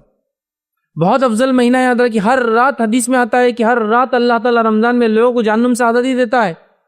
ایک روایت میں آتا ہے کہ اللہ تعالیٰ ہر افطار کے بعد لوگوں کو جہنم سے آزادی دیتا ہے۔ آپ بولیں گے جہنم میں کوئی گیا نہیں، ہاں گیا نہیں، لیکن وہ لوگ جو جہنم میں اعمال کر رہے تھے اس مہینے میں اچھے عمل کر کے اپنے لیے مغفرت لکھوا لیتے ہیں. سمجھ رہے آپ؟ یہ معنی ہے اس کا. ٹھیک ہے، تو قیام اللیل کا اہتمام کریں. قیام اللیل وہ رسمی قیام اللیل نہیں، وہ قیام اللیل جو حقیقی ہو، ریئل ہو، جس میں ہم جو ہے رات میں اللہ کو راضی کرنے کے لیے قیام اللیل کریں. ٹھیک ہے، اس لیے کی بات اس لیے کہہ رہا ہوں کہ بہت ساری جگہ قیام اللیل کا اہتمام بہت سارے علاقوں میں ہوتا ہے، جس میں مختلف قسم کے اچھے اچھے کھانے بنائے جاتے ہیں مسجدوں کے اندر. تو لوگ جا کے مسجد میں 1 بجے جا کے کونے میں سو جاتے ہیں، پھر 3-4 بجے جیسی افطار کا سحر کا ٹائم وہاں کے اٹھ کے وہاں کھانا شروع، یا پھر قیام اللیل میں اس لیے جا رہے ہیں کہ وہاں کھانا بھی مل جاتا اپنے کو. یہ سب نہیں، ریئل یہ ہے کہ ہم اللہ کے لیے اور اس نیت سے کہ احتساب کہ اللہ مجھے اس کا اجر تو دیں گا، اس کا اجر مجھے ملے گا، اس کے پچھلے گناہ معاف ہو جاتے ہیں. اسی طرح جو ہے لیلۃ القدر میں قیام، اس کی بھی الگ فضیلت آتی ہے. حدیث میں آتا ہے جو لیلۃ القدر میں قیام کرے اس ایمان اور احتساب اس نیت سے کہ اللہ اس کا اجر دے، اس کے بھی پچھلے گناہ معاف ہو جاتے ہیں. پورے رمضان میں بھی ہو رہے ہیں، لیلۃ القدر میں بھی ہوتے ہیں. تو کوشش کریں لیلۃ القدر میں تلاوت قرآن کے ساتھ ساتھ قیام اللیل کا بھی ہم اہتمام کریں. اسی طرح رمضان کے مہینے میں اعتکاف یاد رکھیں، یہ بہت اہم عبادت ہے. نبی اکرم صلی اللہ علیہ وسلم آخری عشرہ اعتکاف کرتے. جس سال آپ کی وفات ہوئی آپ نے 20 دن 2 عشرہ اعتکاف کیا. تو اعتکاف کا اہتمام کریں. اعتکاف مسجد میں ہوتا ہے، اس کی تمام تر تفصیلات میں سمجھتا ہوں میں نے جو ہے اعتکاف اہمیت، احکام اور مسائل اس میں بہرحال رکھیے. تو ہم کوشش کریں اعتکاف کریں، اور اعتکاف صرف مسجد میں ہوتا ہے، چاہے مردوں کا ہو چاہے عورتوں کا ہو، یاد رکھیے. ٹھیک ہے، اعتکاف مسجد میں ہوتا ہے، تو اعتکاف کا اہتمام کریں. اسی طرح جو ہے تقوی اختیار کریں، چونکہ اس مہینے کا مقصد یہی ہے تقوی اختیار کرنا، ٹریننگ حاصل کر کے اپنی زندگی کو چینج کرنا. تقوی اختیار کریں. اس مہینے میں کثرت سے دعائیں کریں، چونکہ مغرب کے وقت مطلب افطار کے وقت بھی مغفرت ہو رہی ہے، ہر رات مغفرت ہو رہی ہے، تو خوب دعائیں کریں. اور یاد رکھیے رات میں اللہ تعالیٰ کا پہلے آسمان پہ آنا اور دعاؤں کو سننا یہ رمضان کے لیے خاص نہیں ہے، یہ سال بھر چلتے رہتا ہے. صحیح مسلم کی روایت ہے ہر رات اللہ تعالیٰ رات کے آخری پہر، تیسرے پہر، رات کا جو آخری حصہ ہوتا ہے اس میں انسانی دنیا پہ نازل ہوتا ہے، اور ایک ندا آواز لگائی جاتی ہے کوئی مغفرت چاہنے والا میں دینے بیٹھا، ہے کوئی مانگنے والا میں دینے بیٹھا. اسی لیے نبی اکرم صلی اللہ علیہ وسلم رات کے آخری پہر میں نماز پڑھتے تھے تہجد کی خاص طور سے. ویسے تو آپ نے عشاء کی بعد بھی پڑھی، بیچ رات میں پڑھی، اور آخری وقت میں زیادہ پڑھتے تھے، لیکن چونکہ اس وقت اللہ تعالیٰ آسمانی دنیا پہ ہوتا ہے اور آواز لگائی جاتی ہے کوئی مانگنے والا. بلکہ ایک روایت کے اندر جو حسن درجے کی روایت جامع جو ہے ترمذی کی، اس میں تو یہ بھی ہے جو شخص رات میں اٹھ کر رات میں تہجد پڑھتا ہے اس کا ایک فائدہ ہے کہ اللہ تعالیٰ اس کی جسمانی بیماریوں کو بھی اس سے دور کر دیتا ہے، دوسرے فوائد کے ساتھ ساتھ کہ اللہ نزدیک ہوتا ہے، دعائیں سنی جاتی ہے. دعا کثرت سے دعائیں کریں، کثرت سے دعائیں. سجدے میں دعا، نماز کا سجدہ ہی مراد، نفلی نمازیں پڑھے سجدوں میں دعائیں کریں. کثرت سے دعا قائدوں کے اندر کریں جو ثابت ہے، اور دیگر دعائیں جو مختلف ارکان میں نبی اکرم صلی اللہ علیہ وسلم نماز میں کی. اس کے علاوہ عورتیں ہیں بھائی، ٹھیک ہے، یہ تو ساری چیزیں عبادت کی. اس کے علاوہ جو ہے دعاؤں کے لیے کوئی پاکی اور ناپاکی کا بھی مسئلہ نہیں. دعا کے لیے کوئی نہیں کہ آپ کوئی مخصوص وقت نہیں ہے، کوئی پاکی اور ناپاکی نہیں، ہر حال میں دعا ہے، دعا کر سکتے ہیں. دعاؤں کا اہتمام کریں. دعا خود اپنے آپ میں ایک عبادت ہے. دعا العبادہ، دعا عبادت ہے. ٹھیک ہے، تو دعاؤں کا کثرت سے اہتمام کریں اپنے لیے اور دوسروں کے لیے، اور اپنے میت کے لیے جو مر چکے ہیں. ہم بہت اچھا موقع ہے، ویسے تو کبھی بھی کر سکتے ہیں لیکن یہ خاص موقع ہے. اور حدیث کے اندر الفاظ ہیں میت انتظار کرتی ہے قبر کے اندر، یہ کوئی اس کے لیے دعا کرے. اسی طرح جس طرح سے ڈوبنے والا تنکے کا سہارا لیتا ہے، میت قبر میں انتظار کرتی ہے اس کے زندہ لوگوں کے دعا کرنے کے لیے کہ کوئی دعا کرے میرے لیے. جیسا ڈوبتا ہوا انسان کا تنکے کو پکڑتا، ویسے ہی انتظار کرتی ہو کہ کوئی دعا بھیجے، ان کی مغفرت کی دعا کیجیے. اپنے لیے کیجیے، دوسروں کے لیے کیجیے. اپنے لیے دعا کرو گے اس کے فائدے، دوسروں کے لیے دعا کرو گے اس کے بھی فائدے ہیں. نبی اکرم صلی اللہ علیہ وسلم فرماتے ہیں جب کوئی بندہ مومن دوسرے مومن بندے کے لیے غائبانہ دعا کرتا ہے، وہ سامنے نہیں ہے اور اس کو بولتا بھی نہیں ہے کہ تمہارے لیے کیا، تو وہی دعا پر اس کے لیے فرشتے آمین بولتے ہیں. تو میں اس کو اپنی زبان میں بولتا ہوں، دعا کرو اور اپنے لیے دعا کرواؤ آٹومیٹک. میں کہہ رہا ہوں اللہ میرا بھائی بڑا پریشان حال ہے، اس کے مصیبت کو دور کر. تو فرشتے کیا دعا کرتے ہیں؟ اللہ اس کی مصیبت کو اس سے دور کر. اے اللہ ان کی بچوں کے بڑے مسائل ہیں، ان کے لیے آسانی عطا فرما. فرشتے دعا کرتے ہیں اللہ اس کی بچیوں کے لیے اس کے لیے آسانی عطا فرما. اے اللہ ان کی تجارت میں جو ہے کمی آ گئی، اللہ اس میں برکت عطا فرما. فرشتے دعا کرتے ہیں اللہ اس کی تجارت میں برکت عطا. دعا کرو اور دعا اپنے لیے کرواؤ. کتنا اچھا اصول ہے نا. اور غائبانہ دعا بول کر بھی دعا کی جا سکتی ہے، نہیں غائبانہ کرنے کی فضیلت ہے. یہ حدیث میں آتا ہے کچھ دعائیں جو رد نہیں ہوتی میں سے ایک دعا ہے کہ مومن بندے کا دوسرے مومن کے لیے غائبانہ دعا کرنا، بغیر بولے چپ کے اس کے لیے دعا کرنا، یہ بھی ہوتا. ایسا اہتمام کر لیا آپ دعاؤں کا، اسی کو انتہا نہیں. ہم لوگ دعاؤں میں بڑے کوتا نظر آتے ہیں نا، دعاؤں کا اہتمام کا ہر جگہ ہر جگہ ہر جگہ، اس حد تک کہ کبھی کوئی ایمبولینس کی آواز بھی آپ سنیں تو ضرور دعا کر لینا. اگر اس میں کوئی اللہ تیرا بندہ ہے یا کوئی انسان ہے تو اس کے لیے اگر وہ ہدایت کا مستحق ہے تو ہدایت دے دے اسی بیماری کے ذریعے اس کی، اور اگر جو ہے مسلمان ہے ہدایت یافتہ ہے تو اس کو شفا نصیب کر دے. آواز آپ کو دور سے آ رہی ہے، ہوگا نہیں ہوگا دیکھا جائیں گے، لیکن اگر تھا تو آپ کی کریڈٹ میں آ گیا. فرشتے دعا کرے اللہ اس کے لیے مسئلہ حل کر، اس کی بیماری دور کر، اس کو جو ہے فلاں. سمجھ رہے آپ؟ تو آتی ہے نا کبھی آواز، کوئی نہ کوئی مطلب پرابلم میں ہے تبھی تو آواز آ رہی ہے. کسی کو ہسپتال لے جایا جا رہا ہے نا، ہاسپٹل، تو آپ دعا کر سکتے ہیں. دعا دعا دعا، ہر بار دعا ہے نا. دواخانے سے گزر رہے کوئی دعا، اللہ اتنے لوگ بیمار ہیں ان سب کو شفا دے بیچاروں. ہدایت کی جو مستحق ان کو ہدایت دے، جن کو شفا اور رحم کی ضرورت ہے ان کو شفا دے، اور جن کے لیے جو چیز بہتر ہے اس طرف ان کو گامزن کر دے، چاہے تو شفا یا چاہے تو موت، جو بہتر ہے. آپ نے محسوس بھی نہیں کیا، لیکن کتنے ہزاروں لوگوں کے لیے آپ دعا کرتے ہوئے چلے گئے وہاں سے. دعا کے لیے کوئی گھڑی، کوئی وقت، کوئی چیز، کسی کا ہونا کچھ بھی نہیں ہے. تو ایک معمول بنا لیجیے، کسی کو بھی دیکھا آپ نے دعا کر دیجیے. غائبانہ دعا بولیے مت میں نے دعا کیا، بول سکتے آپ، کبھی یہ بھی محبت میں اضافے کی وجہ بنتی ہے، لیکن غائبانہ زیادہ افضل ہے، زیادہ افضل. ٹھیک ہے، تو رمضان کے مہینے کو خوب دعاؤں کا اہتمام کیجیے. اسی طرح جو ہے رمضان کے مہینے میں جو اعمال کرنا ہے اس میں سے ایک عمل یہ بھی ہے کہ جو ہے ہمیں اس مہینے کو اپنے لیے مغفرت کا مہینہ بنانا یاد رکھیں. اس لیے کہ اس مہینے میں یہ صلاحیت اللہ تعالیٰ نے دی ہے کہ یہ مہینہ میرے اور آپ کے لیے کس کا مہینہ بن سکتا ہے؟ مغفرت سمجھتے ہیں آپ؟ ہمارے گناہوں کی معافی کا مہینہ بن سکتا ہے. اس کے لیے دلیل وہ روایت ہے جس میں نبی اکرم صلی اللہ علیہ وسلم ممبر منگوایا، ممبر پہ آپ قدم بر قدم 3 ممبر کی سیڑھیاں چڑھے اور ہر سیڑھی پہ کہا آمین آمین اور آمین. صحابہ نے کہا اللہ کے رسول صلی اللہ علیہ وسلم آپ نے ایک ایسا آج عجیب عمل کیا جو اس سے پہلے ہم نے آپ کو کرتے ہوئے نہیں دیکھا، یہ کیا تھا؟ تو آپ نے فرمایا جبرائیل علیہ السلام میرے پاس آئے تھے، انہوں نے مجھ سے کہا کہ میں یہ کروں. جب میں نے پہلی سیڑھی پر قدم رکھا تو مجھ سے انہوں نے کہا اے محمد صلی اللہ علیہ وسلم، لعنت و ہلاکت و بربادی اس شخص کے لیے جس کو اپنی زندگی میں رمضان کا مہینہ ملے اور اس میں اللہ کو راضی کر کے اپنی مغفرت نہ کرا سکے. کہو آمین. تو میں نے کہا آمین. جب دوسری سیڑھی پہ قدم رکھا تو انہوں نے مجھ سے کہا کہ لعنت ہلاکت بربادی اس شخص کے لیے جس کو والدین میں سے دونوں یا دونوں میں سے کوئی ایک بڑھاپے کی حالت میں مل جائے اور ان کی خدمت کر کے اپنی مغفرت نہ کرا سکے. کہو آمین. میں نے کہا آمین. اور لعنت ہلاکت بربادی اس شخص کے لیے جس کے سامنے میرا نام لیا جائے اور وہ مجھ پر درود نہ بھیجے صلی اللہ علیہ وسلم. تو مجھ سے کہا گیا کہو آمین. تو میں نے کہا آمین. تو اندازہ لگائیے روح الامین جبرائیل علیہ الصلوۃ والسلام ظاہر سی بات ہے وہی لے کر آتے تھے، یہ اپنے دل سے کوئی بات نہیں کہتے تھے. وہ آ کر جب کہہ رہے تو یہ اللہ کی طرف کی بات ہے. اور نبی اکرم صلی اللہ علیہ وسلم جو کہ رحمت للعالمین ہے، وہ اس بددعا پہ جو روح الامین یا جبرائیل علیہ السلام کر رہے ہیں اس بددعا پہ آمین کے الفاظ آتا. اور نبی اپنی امت کو کبھی بھی عمومی اعتبار سے بددعا نہیں دیتے ہیں، صرف اینڈ سٹیج ہوتا ہے جب وہ بددعا دیتے ہیں، ایک دم لاسٹ. تو نبی اکرم صلی اللہ علیہ وسلم بددعا پہ آمین کرے، اس کا مطلب یہ ہوا یہ مہینہ بہت زیادہ امپورٹنس اہمیت کا حامل ہے. اس کو چھوڑنے والا، ضائع کرنے والا، برباد کرنے والا نبی کی بددعا کا مستحق ہے جو کہ رحمت للعالمین ہے، سارے عالم کے لیے رحمت ہے. مطلب جو کچھ وجود میں ہے سب کے لیے نبی اکرم صلی اللہ علیہ وسلم رحمت ہے. آپ بددعا دے رہے ہیں، مغفرت کا مہینہ ہے، اس میں اپنی مغفرت ہم کو کروانی ہے، یاد رکھیے. اسی طرح جو ہے یہ مہینہ جہنم سے آزادی کا مہینہ ہے.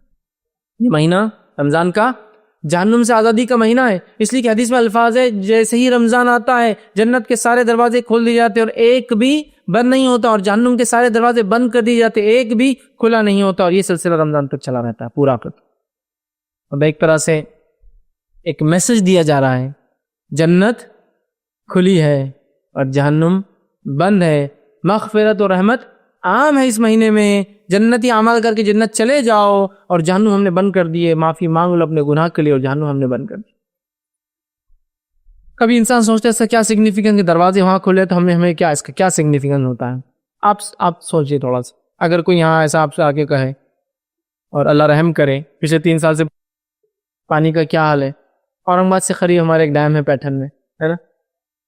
اگر کوئی آپ سے کہے یہ بس اب یہ مہینہ جون کا چالو ہوا اور کوئی ابھی 2 دن میں خبر لا کے بولے کہ پیٹھن کے ڈیم کے پورے دروازے کھلے، آپ کے ذہن میں کیا آتا؟ مطلب پانی فل، ذہن کہاں جاتا؟ پانی فل، سال اچھا جانے والا، بزنس اچھا، سب لوگ سوچ رہے اپنے اپنے، کمپنی والے اپنا سوچ رہے، گھر والی عورتیں اپنا سوچ رہے، سب اپنا اپنا سوچ رہے کہ اب پانی کا مسئلہ نہیں، یہ مسئلہ نہیں، وہ مسئلہ نہیں، سب ایسے سوچ رہے. دروازے کہاں کھلے ہیں؟ اثر کہاں ہو رہا دلوں پر؟ یہاں ہوتا دروازے کھلے تو پانی ہوتا آیا، خوشی ہوتی ہے نا.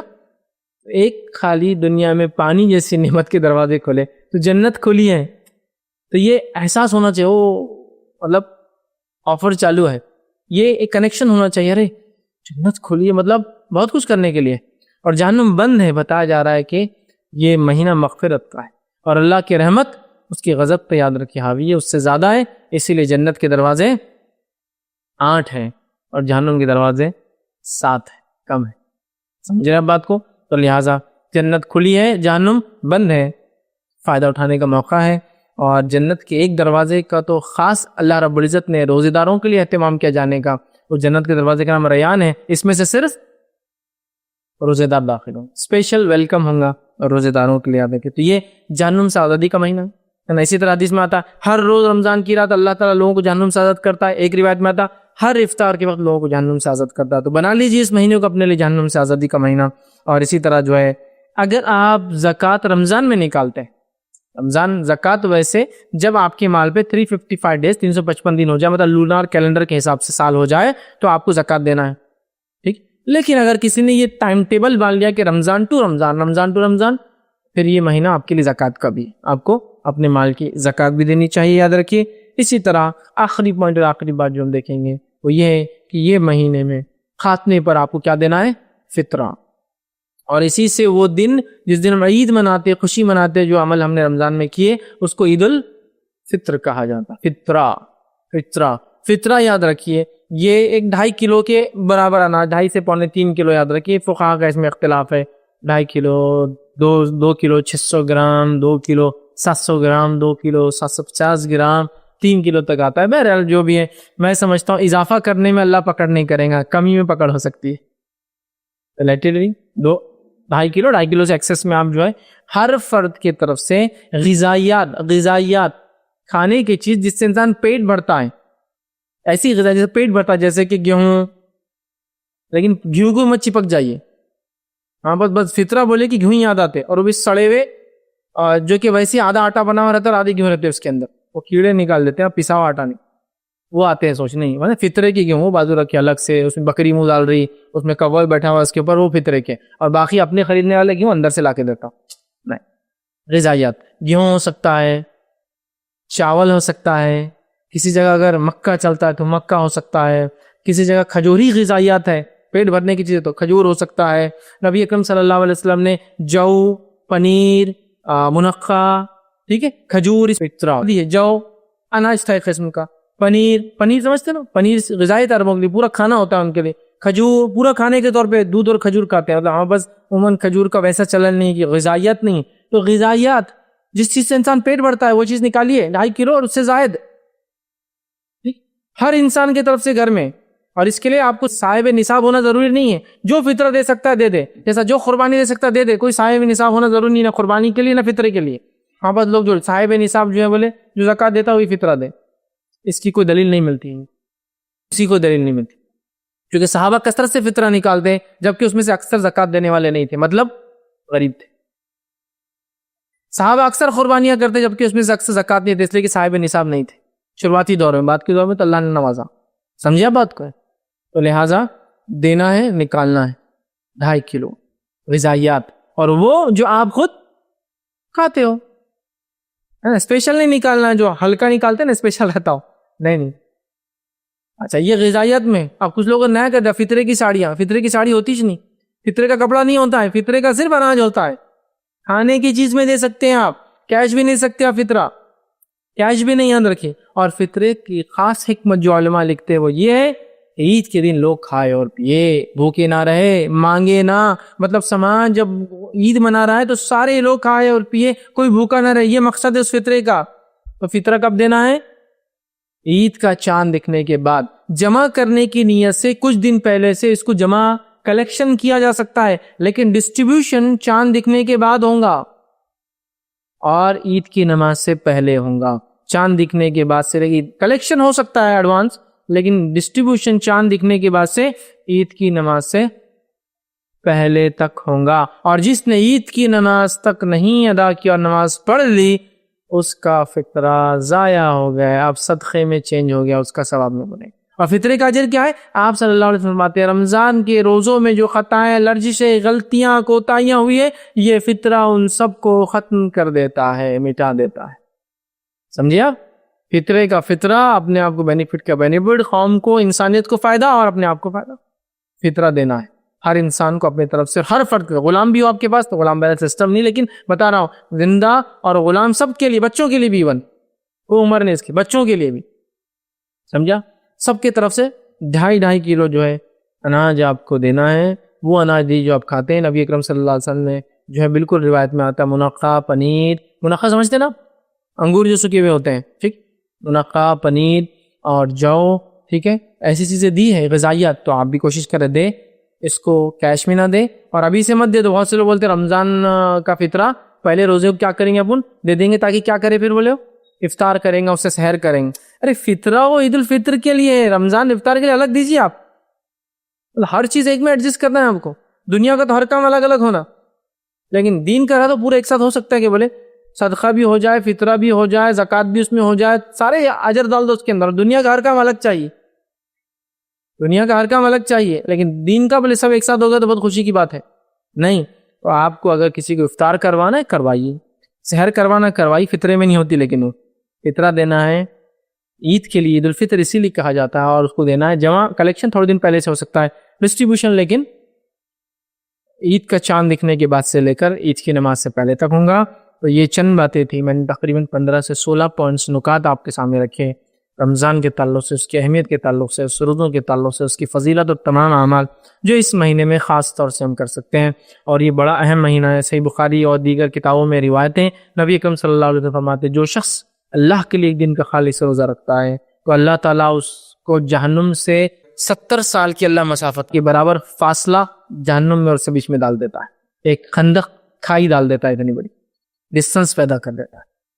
اتنی بڑی فضیلت ہے نا کہ جہنم سے ہم اتنے دور ہو جا رہے ہیں صرف ایک روزے کا وجہ سے۔ پورا مہینہ ہے، اور اس مہینے کو ہم غنیمت جانیں اور اس مہینے کو اپنے لیے مغفرت کا مہینہ بنا لیں، اور یہ کرنے والے کے لیے آسان ہے، اور اللہ تعالیٰ اس کو توفیق دے دے، انسان پھر کوشش کرے، پھر اللہ کی توفیق ہو جائے تو یہ آسان ہے۔ ورنہ اگر ہم سوچ بیٹھے کہ نہیں ہوں گا بھائی، یہ مہینہ تو اب ہیمسٹر آ رہے اپنے، تو اس کی تیاری اب نہیں ہو سکتا، تو پھر کچھ نہیں ہو سکتا۔ یہ مہینہ تو ایک مہینہ بزنس ہوتا، پھر سال بھر کہاں ہوتا اپنا، تو پھر کچھ نہیں ہو سکتا۔ عزم کر لے کہ اس مہینے کو اپنے لیے انشاءاللہ جس ہم کو مغفرت کو بنانا ہے، کر صاف ہو نہ ہو، پردے بدلے جائے نہ بدلے جائے، عید کے دن میٹھا گھر میں ہو یا نہ ہو، نئے کپڑے ہم پہنے یا نہ پہنے، لیکن اللہ کے پاس یہ ضرور ہم درج کروا دے کہ یہ مہینہ اس بندے نے اپنے لیے مغفرت کا کر لیا تھا، اپنے اعمال گناہوں کی صفائی کا کر لیا تھا، اپنے اعمال کی تبدیل کا اس نے مہینہ کر لیا تھا۔ مطلب گھر تو نہیں تبدیل ہوا، لیکن دل کی دنیا اس نے چینج کر لی، اعمال اس کے ظاہری تبدیل ہو گئے، یہ ضرور نظر آیا تھا۔ اگر ایسا ہوا تو ہم یقیناً کامیاب ہو گیا تھا۔ اور اگر پھر وہی رسمی چلتا رہا جو کئی سالوں سے چل رہا ہے، اب آنکھ کھول کے انسان، مجھے 36 سال ہو گئے، وہی رسمی سب چیزیں دیکھی جا رہی ہے، وہی سب ہو رہا ہے، وہی دنیا چل رہی ہے، ہر رمضان آ رہا، وہی تیاریاں، وہی کپڑے، وہی بازار، وہی سب میٹھے اور وہی سب چیزیں، یہ رسمی ہو گیا، کسٹمری، یہ ایک ہم نے ایک رسم بنا دی، اس میں کوئی جس کو کہیں گے روحانی جذبات نظر نہیں آ رہے۔ مسلمان علاقوں میں دیکھیے رمضان آ رہے ہیں تو سب سے پہلے کیا تیاریاں ہو رہی، راستوں پہ تندور لگ رہے ہیں، یہ پہلی تیاری جو آپ سگنیفیکنٹلی دیں، ہاں رمضان آ گئی، کیا تندور لگ گیا ہو، ارے رمضان آ گئے، سمجھے آپ، یہی سب سے سگنیفیکنٹ علامت ہے۔ بازار بڑے ہو گئے، ایکسٹینشن ہو گئے، یہی سب سے بڑی علامت ہے کس چیز کی، رمضان کی۔ یہ علامت نہیں، رمضان کی علامت پتہ چلتا کہ مسلمان تقوی اختیار کرتا ہے، مسلمان صدقات اور خیرات کے لیے ریڈی ہے، مسلمان جو ہے اب جو عبادتیں کریں گے، مسلمان اب اس مہینے میں زیادہ عبادت کے لیے جائیں گے، تو ظاہر سی دکانیں ان کی کم کھلیں گے۔ میں نہیں کہہ رہا ہوں تجارت حرام ہے، آپ شفٹ میں بھی چلا سکتے ہیں، لیکن بولنے کا مقصد یہ ہے سب کچھ اسی کے لیے، اور آخرت کے لیے کیا، تو رمضان رسمی نہیں، ہمارے لیے ریئل چینجز لے کر آئے، ہم لوگ اپنے آپ کو حقیقی معنی میں تبدیل کریں، اور رمضان کے صرف رسمی فائدے نہیں، ریئل بینیفٹس، حقیقی فائدے اٹھائے، تو انشاءاللہ عزیز یہ مہینہ ہمارے لیے مغفرت کا ہوگا، اور آنے والے رمضان تک وہ چینج نظر آئیں گے۔ پھر ایک انسان اپڈیٹ ہوا یہ رمضان، اگلے رمضان اور اپڈیٹ، اگلے رمضان اور ایک نکھرتا ہوا مومن نظر آئے ہر رمضان۔ یہ معصیت یہ گناہ تھے، یہ رمضان چھٹ گئے، اگلے رمضان اور ایک فریش انسان نظر آ رہا، یہ گناہ کم ہو گئے، عبادتوں میں یہ اضافہ اس نے کر لیا، نیکیوں میں اضافہ کر لیا، خرچ میں اس کا یہ ہو گیا، معاملات دیکھو تبدیل ہو گئے، زبان گالی دیتا تب نہیں دیتا بعد رمضان، دیکھو کتنی چینج نظر آئے۔ اور ہر رمضان ٹریننگ کے بعد، جیسا اسکول اور کالج میں اور کمپنی میں ٹریننگ کے بعد آپ کی زندگیاں تبدیل ہو رہی تھی، اب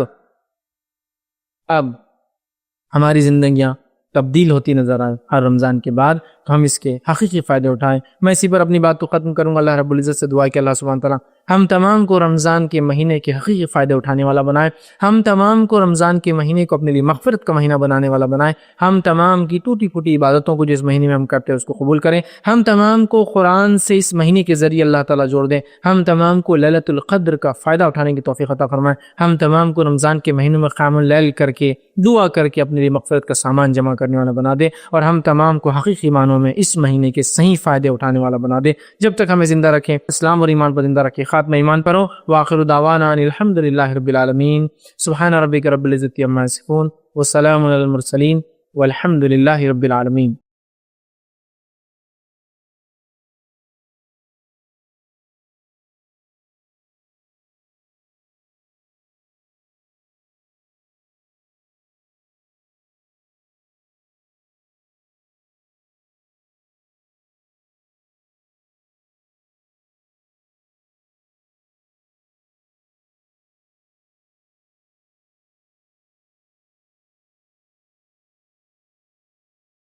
بسم اللہ الرحمن الرحیم، الحمد للہ رب العالمین، والصلاة والسلام علی خاتم النبیین والمرسلین، رب اشرح لی صدری ویسر لی امری واحلل عقدۃ من لسانی یفقہوا قولی، اما بعد۔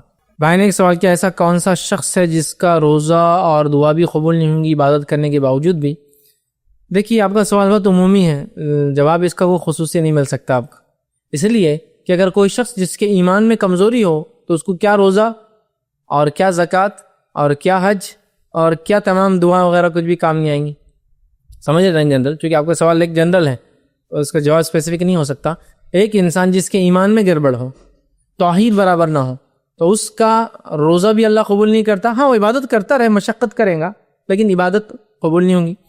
دوسرا، نہ روزہ نہ زکوٰۃ، کوئی اعمال اس کے قبول نہیں ہوں گی، یہ اپنی جگہ ایتا ہے۔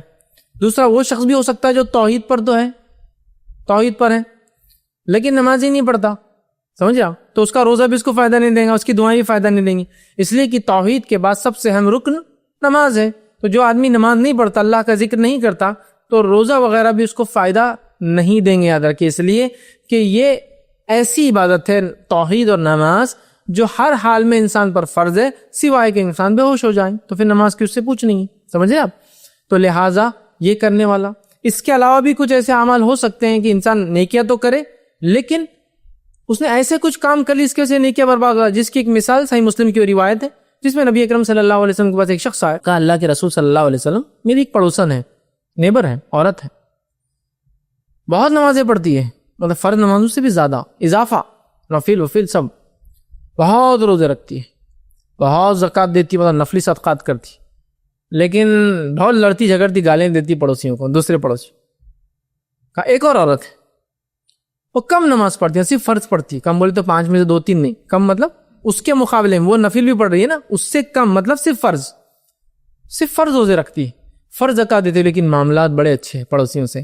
تو پہلی عورت کے تعلق سے اس کے روزہ، نماز، زکوٰۃ سب تھا، زیادہ تھا، آپ نے کہا ہی فی النار، وہ عورت جہنمی ہے، اور اس عورت کے تعلق سے کہا ہی فی الجنہ، یہ عورت جنتی ہے۔ تو عمل قبول نہیں ہوئے نا، اس کی نماز بھی قبول نہیں ہوئی، روزہ بھی قبول نہیں ہوا، تو ظاہر سے دعا بھی نہیں ہو رہی، کیوں؟ حقوق العباد، بندوں کا حق مار رہی تھی وہ۔ تو کہیں یہ بھی ہو سکتا ہے توحید پر نہ ہو تو دعا اور نماز، روزہ قبول نہ ہو، کہیں یہ ہو سکتا ہے نمازی نہ ہو تو روزہ قبول نہیں ہونا، کہیں یہ بھی ہو سکتا ہے کہ سب کچھ کر رہا ہے لیکن بندوں کے حق مار رہا ہے تو بھی قبول نہیں ہوتا، ٹھیک ہے؟ تو ڈیپینڈ ہے سچویشن، سیناریو، کیوں اس نے کیا کیا اس کے اعتبار سے، لیکن ان جنرل اگر وہ بڑے احکامات جو دیے گئے فرائض ان کو اگر پورا نہ کرے تو اس کے بعد کیا احکامات ظاہر سی بات ہے نچلے والے خود بخود، جیسا کہ کوئی نماز فرض نہ پڑھے اور نفلی خوب پڑھے، چونکہ حدیث میں نفلی نماز کی فائدے وہ فائدے خوب پڑھا نفلی اور فرض غائب، تو کیا نفلی نماز کا ثواب ملے گا؟ نہیں۔ تو لہٰذا توحید پر ہو، نمازی ہو تو پھر روزہ اور زکوٰۃ اور تمام ارکان فائدہ، اور اس کے ساتھ ساتھ بندوں کے حق بھی ادا کرے، ورنہ ان 3 الگ الگ باتوں ہمارے سامنے آئی کہ توحید پر نہ ہو تو قبول نہیں ہوگا، دوسرا نماز نہ پڑھتا ہو تو، اور تیسرا اگر بندوں کے حق مارتا تو بھی اس کے عمل قبول نہیں ہوں گے۔ بھائی نے ایک سوال کیا کہ رمضان میں کچھ لوگ کہتے ہیں کہ اعمال کا 70 درجے ثواب بڑھ جاتا ہے، ایسی کوئی حدیث ہے کیا؟ لیکن میرے علم میں ایسی کوئی روایت یا کوئی حدیث نہیں ہے کہ اعمال کا رمضان میں 70 درجے جو اسپیسیفک آتا ہے نا 70 درجے بڑھ جاتا ہے. یہ بھی نہیں ہے جو لوگ بولتے ہیں کہ رمضان میں نفل کا ثواب سنت کے برابر، سنت کا ثواب فرض کے برابر، یا نفل کا فرض کے برابر، ایسی بھی کوئی روایت نہیں. ہاں یہ جو عمرے والی روایت ہے نا، اس سے کچھ لوگ قیاس کرتے ہیں کہ عمرہ ایک نفل حج ہے، وہ رمضان میں کی تو فرض کے برابر ثواب ملتا ہوگا، تو پھر نماز کب ملتا ہوگا، زکوٰۃ کب ملتا ہوگا، صدقات کب، قیاس کرتے ہیں. لیکن ایسی کوئی حدیث نہیں ہے کہ رمضان میں نفل کا ثواب فرض کے برابر ہوتا ہے یا ایک کا ثواب 70 کے برابر ہوتا ہے. حالانکہ یہ اصول عام ہے کہ جب انسان کو نیکی کرتا ہے 1 سے لے کر 10، 10 سے لے کر 70 یا 70 سے لے کر 700 تک اس کے انٹینسٹی، اس کے انٹینٹ، اس کی نیت کے اعتبار سے اس کو اجر ملتا ہے. تو اس میں کوئی مخصوص نہیں تھا، ایسی کوئی میں روایت نہیں جانتا مخصوص خاص طور سے رمضان کے لیے جس میں 70 درجے زیادہ ہوتا ہے. دوسرا بھائی کا سوال تھا کہ شب قدر کے تعلق سے اس کی تلاش کرنا 21، 23، 25، 27، 29 میں، تو سعودی عرب میں تو ایک دن پہلے چلتا ہے، یا دوسرا 29 کے تعلق سے. تو یاد رکھیں کہ 29 کا روزہ اگر چاند اس دن بھی دکھے تو رات ایک دن پہلے آتی ہے اور دن ایک دن بعد آتا ہے اسلام میں. جیسا کہ اب رمضان شروع ہوں گے تو پہلے تراویح پڑھیں گے اور پھر روزہ رکھیں گے، تو سیم 29 کا روزہ بھی اگر ہو تو 29 کی رات پہلے آ جاتی ہے، پھر 29 کا دن آتا ہے. تو ظاہر سی بات ہے 29 تو سب کو ملتا ہے، اس میں تو کوئی گنجائش نہیں کہ نہیں. ہاں 30واں روزہ مطلب 30 کی رات وہ ایک الگ چیز ہے، 29 سب کو ملتا ہے. رہا سوال کا پہلا حصہ کہ وہ 21 جب ہمارے پاس ہے تو ہاں مطلب ایک دن وہ پہلے چل رہے 22 سے، یا پھر ہمارے پاس سمجھے نا، ایک دن ہم بات چل رہے تو ہماری 21 تو ان کی 22 چل رہی ہے ہمارے، یا پھر ان کی 21 چلے گی جب ہم 20 میں تھے. اس کا کیا ہے؟ دیکھیے اللہ رب العزت کسی بھی نفس کو اس کے طاقت سے زیادہ نہیں آزماتا. تو ہمارے لیے ہم اپنا چاند دیکھ کر اگر کر رہے ہیں تو ہمارے لیے اللہ تعالیٰ ہماری 21، ہماری 23، ہماری 25، 27 اور 29 کو رکھیں گا، ان کے لیے ان کی ہوں گی. اس لیے میں نے کہا علماء کا قول ہے کہ یہ گھومتی بھی ہر سال. تو ہو سکتا ہے ایک ہی اس میں کئی علاقوں میں الگ، جیسا کہ آپ صرف ایک دن سعودی عرب کا لے، لیکن امریکہ اس سے اور ایک دن آگے چلتا ہے چاند کے اعتبار سے. سورج کے اعتبار سے جاپان سے شروع ہوں گے، ادھر سے چاند الٹا چلتا ہے تو وہ ایک دن اور پہلے، اس کے سعودی عرب، پھر ہمیں اور ہمارے بعد پھر ایک دن بعد ملیشیا، انڈونیشیا، وہ ہم سے ایک دن بعد چلتے ہیں عید کے چاند کے اعتبار سے. ٹھیک ہے، الٹا سورج کے تو وہ پہلے اور چاند کے اعتبار سے بعد میں آتا ہے. تو بہرحال ظاہر سی بات ہے اللہ تعالیٰ سب کو ان کے علاقے کے اعتبار سے، ان کی 21، ان کی 23، ان کی 25، ان کی 27 اور ان کی 29 کے اعتبار انشاءاللہ عزیز اجر اور ثواب دیں گا. کسی نے کچھ سوالات کیے کہ میں سمجھتا ہوں اچھے سوالات ہیں، جواب دے بھی دیتا ہوں. رمضان میں بہت سارے لوگ IRC اور آپ کے بارے میں افواہیں پھیلاتے ہیں. یہ تو اچھی بات ہے کہ آپ صرف رمضان میں سنتے ہیں، ہم تو سال بھر اور روز سنتے ہیں، آپ صرف رمضان میں سنتے ہیں. بہرحال تو پہلا انہوں نے کہا کہ IRC والوں کو اسرائیل سے پیسہ آتا ہے. یہ اتنا پرانا الزام ہو گیا کہ ہم خود اب ڈھونڈ کب پیسہ دیں گا ہم کو، وہ کمائیں گا اکاؤنٹ میں. مطلب امیدیں جاگ گئی ہم لوگوں کی بھی کمانے والا ہے، اتنے دن سے لوگ بول رہے ہیں. جنرلی جب ہم چھوٹے تھے تو میں نے یہ دیکھا کہ عموماً پہلے ایک ہی جماعت کا، میرے یہاں کوئی جماعت کا کام نہیں تھا، ایک ہی قسم کے مسلک کے لوگ رہا کرتے تھے. پھر اس کے بعد ایک جماعت آئی، پہلی جماعتی شکل میں کوئی آئے تو تبلیغ جماعت آئی. تو تب ہم نے دیکھا کہ وہ سارے الزام جو ان پر لگے، جیسا کہ جب بولتے تھے وہ ان کو اسرائیل سے پیسہ آ رہا، ان کو فرانس سے پیسہ آ رہا، ان کو امریکہ سے پیسہ آ رہا، تو وہ ہو گیا. پھر نیکسٹ کوئی دوسری جماعت آئی، ایک جماعتی پھر ایک ایکٹیویٹی بڑی تھی، بولے اب ان کو آ رہا. پھر اس کے بعد ایک جماعت آئی تو بولے اب ان کو آ رہا. پھر IRC آئے تو ان کو آ رہا، اب ہمارے پاس کسی اور کو آئیں گے، مطلب وہ چلتے رہیں گے سلسلہ. لیکن پرابلم یہ ہے کہ اسرائیل سے جب آتا تو وہ ایجنٹ کون ہے جس کو یہ سب معلوم کہ ہم تک لا کے پہنچاتا ہے کہاں ہوں. جب بینک میں آتا تو وہ کون سا ایجنٹ ہے جو ہم کو پیسہ لاتا ہے اور ہمارے پاس ڈالتا ہے، یا پھر ہم دونوں بھائی ہیں، اس کو بھی آتا ہے ہم کو بھی آتا ہے، جو دو بھائیوں کو معلوم رہتا ہے نا کہاں سے کیا آتا ہے. مطلب مسئلہ کیا ہے؟ یہ سب بے بنیاد الزامات ہیں جو ہر دور میں لوگ بد دوسروں پہ لگاتے ہیں. جتنے دشمنان اسلام ہیں ان سے ریلیٹ کر دو آپ کو تو آپ ان جیسے ہو جاتے ہیں. یہ سب بکواس ہے، اسی کو حقیقت نہیں ہے تو وہ ثابت کرے. دوسری چیز یہ کہ IRC کے پاس فارن فنڈنگ لینے کا سسٹم ہی نہیں ہے، اور اسرائیل انڈیا میں نہیں ہے. ہم کو آفیشیلی کسی بھی فارن کنٹری سے پیسے لینے کی پرمیشن نہیں ہے. ہم لوگ تو صرف انڈین یا ادرائز جو انڈیا کے لوگ جو باہر رہتے ہیں ان سے لیتے ہیں. تو یاد رکھیے اسرائیل سے پیسہ آنا یہ ممکنات نہیں. ہاں بھائی آپ لوگوں کے پاس جن کے پاس سرٹیفکیٹ ہے فارن فنڈز کا، اب میں نام نہیں لینا چاہتا کس کے پاس ہے، وہ لوگ ذرا اپنی تحقیق کرے کہ آپ کو تو نہیں آ رہا اسرائیل سے پیسہ، ہم کو تو نہیں آتا، چونکہ ہم کو تو پرمیشن بھی نہیں گورنمنٹ سے کہ ہم فارن فنڈز لے سکیں. دوسرا علماء صاحب کے زکوٰۃ کے پیسے سے IRC والے اسٹیج وغیرہ میں لگا دیتے ہیں. اس کی وضاحت بھی کر دیتا ہوں کہ اس میں دو چیزیں ہیں. وہ یہ ہے کہ جب آپ کسی کو اپنی زکوٰۃ دے دیتے ہیں، ٹھیک ہے، تو وہ اس کے لیے زکوٰۃ نہیں ہوتی ہے، وہ زکوٰۃ کے اس میں سے نکل گیا۔ مثال کے طور پر نبی اکرم صلی اللہ علیہ وسلم کی ایک لونڈی تھی، ٹھیک ہے، ان کو کسی نے گوشت دیا تھا صدقے میں، اور نبی اور آل رسول پر، نبی اکرم صلی اللہ علیہ وسلم اور ان کی آل پر، اولاد پر صدقہ زکوٰۃ یہ سب حرام ہے، سوائے تحفے کے وہ کچھ نہیں لے سکتے۔ تو نبی اکرم صلی اللہ علیہ وسلم نے اس میں سے کچھ کھا لیا، تو میں عائشہ نے کہا اللہ کے رسول یہ صدقہ تھا، تو اللہ کے رسول صلی اللہ علیہ وسلم نے فرمایا صدقہ اس کے لیے تھا غلام جس کو دیا گیا، میرے لیے نہیں، چونکہ غلام نے لے کر آپ کو دیا تھا۔ وہاں کیا ہوا، زکوٰۃ وہ صدقہ لیا گیا، لینے کے بعد یہ غلام عورت مالک بن گئی، اب یہ کسی کو تحفے میں دے تو صدقہ نہیں بچتا ہے، وہ سمجھ رہا؟ تو پہلا تو یہ، لیکن وضاحت بھی ضروری ہے، وہ یہ ہے کہ IRC اپنے کسی بھی پروگرام میں اسٹیج وغیرہ کے لیے زکوٰۃ کا فنڈ یوز کرتے ہی نہیں ہیں۔ رمضان کانفرنس کا الگ فنڈ ہوتا ہے جس میں لوگ ہم کو دیتے ہیں، اور ایک بات اور واضح کر دو، اسٹیج کے لیے ہم کبھی پیسہ خرچ ہی نہیں کرتے، یہ تو آپ دور کی بات ہے کہ رمضان کانفرنس کو فنڈ، ہم اسٹیج کے لیے پیسے ہی نہیں خرچ کرتے، سمجھے؟ ہم پیسہ ہی نہیں خرچ کرتے، حالانکہ بہت سارے لوگ ہم کو منع کرتے ہیں لیکن ہم مجبور ہو جاتے ہیں، اس لیے بیان کرتے ہیں۔ الحمدللہ جس ہال میں کانفرنس ہوتی ہے اس ہال والوں نے آج تک ہم سے 1 روپیہ نہیں لیا، جس اسٹیج پر ہم پروگرام آج تک کیے وہ نیچے کا اسٹیج ایک الگ ساتھ ڈالتے، انہوں نے آج تک کوئی پیسہ نہیں لیا۔ جس اسٹیج پہ آپ ڈیکوریشن دیکھتے اس ڈیکوریشن کے لیے ہم نے 1 روپیہ آج تک خرچ نہیں کیا۔ یہ ساری چیزیں الحمدللہ فری ملتی ہیں۔ اخراجات جو ہم کو آتے ہیں مائک سسٹم، لائٹنگ، انجمن کا جو سامان شیڈ وغیرہ آپ دیکھتے ہیں نا، وہ سب ہم کو رینٹ پہ لینا پڑتا ہے، ورنہ ہال، اسٹیج اور اس کا کبھی ہم نے خرچہ نہیں کیا۔ تو آپ کی زکوٰۃ کیا کچھ بھی نہیں گیا آپ کا؟ آپ دور زکوٰۃ کی بات کریں، ہم لوگ نا کچھ بھی نہیں گیا، نہ IRC کا گیا، نہ کسی اور کا گیا، نہ زکوٰۃ گیا، نہ غیر زکوٰۃ گیا۔ یہ تو ہم دعوے سے بول رہے ہیں، غیر زکوٰۃ بھی نہیں گیا آپ کا، مطلب یہ بھی نہیں کہ فنڈ لے کے بس اسٹیج پہ کیوں لاڑے، وہ بھی نہیں گیا آپ کا، سمجھ رہے ہیں بات؟ اب تھوڑی اور وضاحت کر دیتا، ہر بار آپ پیچھے کے بینر بھی چینج کرتے رہتے، اس کو بڑا خرچہ آتا ہوں گا، تو آپ اس کا اگر خرچہ سنیں گے اور ہم کیسا مینیج کرتے آپ بھی ہنسیں گے۔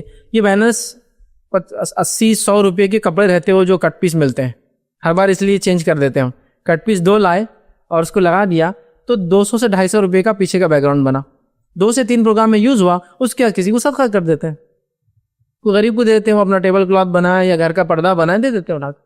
تو یہ ایکسپینس ہارڈلی ہم کرتے ہیں، 300 کے رینج میں ہوتا ہے سنڈے کو جو ہوتا ہے، اور یہ کئی دنوں تک میچ کرتے ہیں، اس سے ڈھیر لگ جاتا ہے، پوری الماریاں بھری ہوئی ہوتی ہیں۔ اس کے بعد جب بہت پرانے ہو جاتے ہیں اس کو ہم کسی غریب کو صدقہ کر دیتے ہیں، تو یہ بھی کوئی ایکسپینس نہیں ہوتا ہے، نہ وہاں ہم کو ایکسپینس کریں، تو ایکسپینس جیسی الحمدللہ اسٹیج پہ ہم نے کیا ہی نہیں، تو اب بہرحال میں اب کیا وضاحت کروں، وہ فری ملتا ہے، دینے والے دے رہے، اللہ ان کو اجر دیں گا انشاءاللہ اس کا، تو ہم نے کوئی خرچ نہیں کیا۔ لیکن اب ہوتا کیا ہے، اب بھائی میرا ولیمہ تھا، میرے بھائی کا ولیمہ تھا، بہن کی شادی تھی، تو وہ اسٹیج لگاتے نا، وہ بولتا 25,000 کی ایک خالہ مائیں گی بیچ کی، 25,000 کی دوسری، تو اب آپ IRC کے اسٹیج پہ 4 لگی بچی، تو بولتا 1 لاکھ کے تو نظر یہ لگا ہوا ہے، مطلب ایسا شادی سے کمپیئر کرتا ہے نا، ہال کتنے ملا تھا اپنے کو، یہ 25,000 روپے سے انہوں نے دیے تھے، تو اب 10 دن بولتے 2.5 لاکھ، ارے نہیں بھائی وہ فری ہے، سمجھیے اب بات۔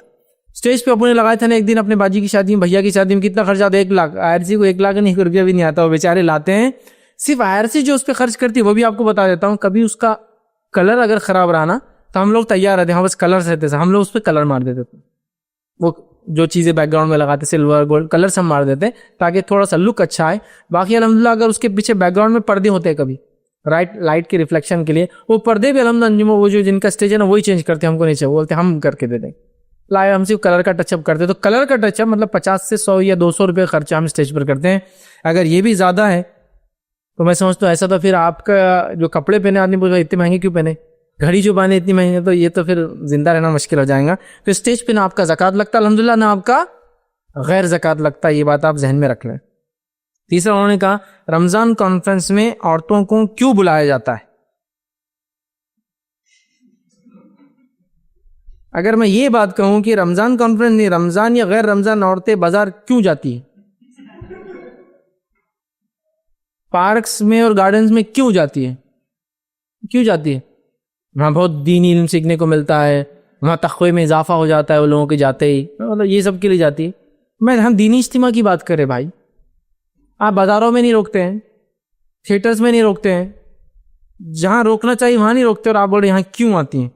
ہم اس لیے بلاتے ہیں تاکہ اللہ کی بندیاں بھی آ کر اللہ کا دین سیکھ سکیں۔ نہیں رات میں کہو، رات میں غیر شرعی ہے نا، تو میرا یہ سوال ہے رمضان کی راتوں میں بازاروں میں جا کے کپڑے خریدنا، اس کے کیسے شریعت سے آپ ثابت کریں گے؟ بتائیے کپڑے خریدنے جا رہے ہیں رات میں 10-10 11-11 12 بجے دکانیں کھلی ہے, مارکیٹ پورا سجا ہوا ہے, بہت سی جگہ تو افطار کا نظم بھی ہے اور سحر کا بھی نظم ہے اسی دکانوں پر. میرا یہ کوشچن ہے, وہاں کہاں سے جواز نکلا آپ کے پاس؟ وہ ایک عام جواز ہے کہ عورت علم دین سیکھنے جا سکتے, دن اور رات کی خیر نہیں, جب اس کے تحفظ ہو, حفاظت ہو, شہر کے بیچ میں اس کا محرم ساتھ آ رہا ہے, ساری سیفٹی سیکورٹی الحمدللہ, تو میں سمجھتا ہوں کوئی شرعی اس میں چونکہ عذر نہیں ہے تو ہم سمجھتے ہیں اس میں کوئی مسئلہ نہیں ہے, اور ہم عورتوں کو برابر حقدار سمجھتے دینی علم کے معاملے میں, چونکہ ہمارے دین نے ان کو ویسے ہی حق دیا جیسے مردوں کو حق دیا رکھی, تو وہ بھی آ کے فائدہ اٹھاتی ہیں. 14 سوال تھا, رمضان کانفرنس میں عورتوں میں اسکرین کیوں لگایا جاتا ہے؟ تو میں سمجھتا ہوں اگر یہی سوال میں کروں کہ آپ کے گھر میں ٹی ویاں کیوں رکھی ہوئی ہے, آپ لوگ کیمروں میں موبائل کے اندر کیوں فوٹوਆਂ کھینچتے اپنی بچوں کی, ان کی, شرعی جواز کیا ہے آپ کے پاس اس کا؟ تو آپ کہیں گے وہ ٹی وی اس لیے کہ انٹرٹینمنٹ کے لیے دیکھ رہے ہیں, اور وہ اس لیے کھینچ رہے کہ ہم کو سکون لگتا, اچھا لگتا بعد میں دیکھنا. تو میرا بیسک کوشچن ہے, دین کے لیے اس کا جواز دیا گیا ہے کہ فوٹوگرافی کی جا سکتی ہے, دکھایا جا سکتا ہے, اور شرعی ضرورتوں کے تحت ایک عورت کسی غیر محرم مرد کو دیکھ سکتی ہے, اس لیے کہ مرد اور عورت کا پردہ ایک جیسا نہیں ہے, عورتوں کو پردہ ہے, مردوں کو پردہ نہیں ہے. اگر کوئی بولے نہیں اسکرین پر کسی کو نہیں دیکھ سکتے, تو میرا یہ سوال ہے پھر لائیو کسی کو دیکھ سکتے ہیں کہ آپ راستے سے آ رہے کتنے مرد جا رہے, تو کیا عورتیں ہماری پوری گناہ گار ہیں ان مردوں کو دیکھنے کی وجہ سے؟ میرا یہ سوال ہے. عورتیں اسکرین پہ آ رہے ہیں, اس کا کوئی شرعی ان کے پاس بنیادیں نہیں ہیں ادھر کی, اور الحمدللہ جتنے لوگوں نے الزام لگایا تھا کہ اسکرین لگائے جا رہے ہیں, یہ ہو رہا ہے, غیر محرم وہاں جا رہے ہیں, یہ سب کو اللہ تعالیٰ نے 1-2 سال میں ذلیل کر دیا. ایک صاحب نے ایک بار کمنٹ دیا تھا کہ آپ چاہے ٹی وی پر شاہ رخ خان کو دیکھیے یا سلمان خان کو دیکھیے, فیض صاحب کو دیکھیے, گناہ میں سب برابر ہیں, ایک جیسے آپ. بعد میں پتا چلا کہ وہ صاحب خود لڑکیوں کو گرلز کالج میں پڑھاتے, لائیو ٹیچر ہے وہ, لڑکیاں بیٹھی اور اکیلے پڑھا رہے ہیں ان کو.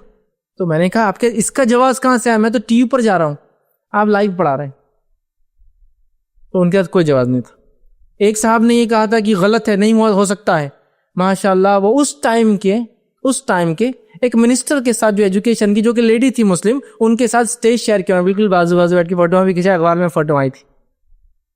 تو میرا یہ سوال تھا کہ میں تو ٹھیک ہے جا رہا ہوں, آپ کے پاس کیا جواز تھا اس خاتون کے بازو بیٹھنے کا اور فوٹوਆਂ کھینچانے کا اور وہ کرنے کا؟ میں ایک بنیادی کوشچن کر رہا ہوں. اور وہ کانفرنس مینلی مسلم لڑکیوں کے لیے تھی, جس میں ساری مسلم لڑکیاں سامنے اور عورتیں بیٹھی تھی, جن کو وہ علماء حضرت خطاب کر رہے تھے. میرا بیسک کوشچن تھا, لائیو آڈینس کے اندر عورتوں میں ان کے پاس کیا جواز تھا جانے کا؟ میں تو لائیو ٹی وی کے ذریعے آ رہا تھا, وہ مجھے دیکھ سکتی تھی, میں ان کو نہیں دیکھ سکتا تھا. تو بہرحال یہ بھی نظر آیا. پھر الحمدللہ اورنگ آباد میں خیرت کمپٹیشن کا ایک سلسلہ چالو ہوا, جس میں عورتوں کو بھی نظم کیا اور بڑی اسکرین لگائی گئی, پہلی بار خیرتیں دکھائی گئی.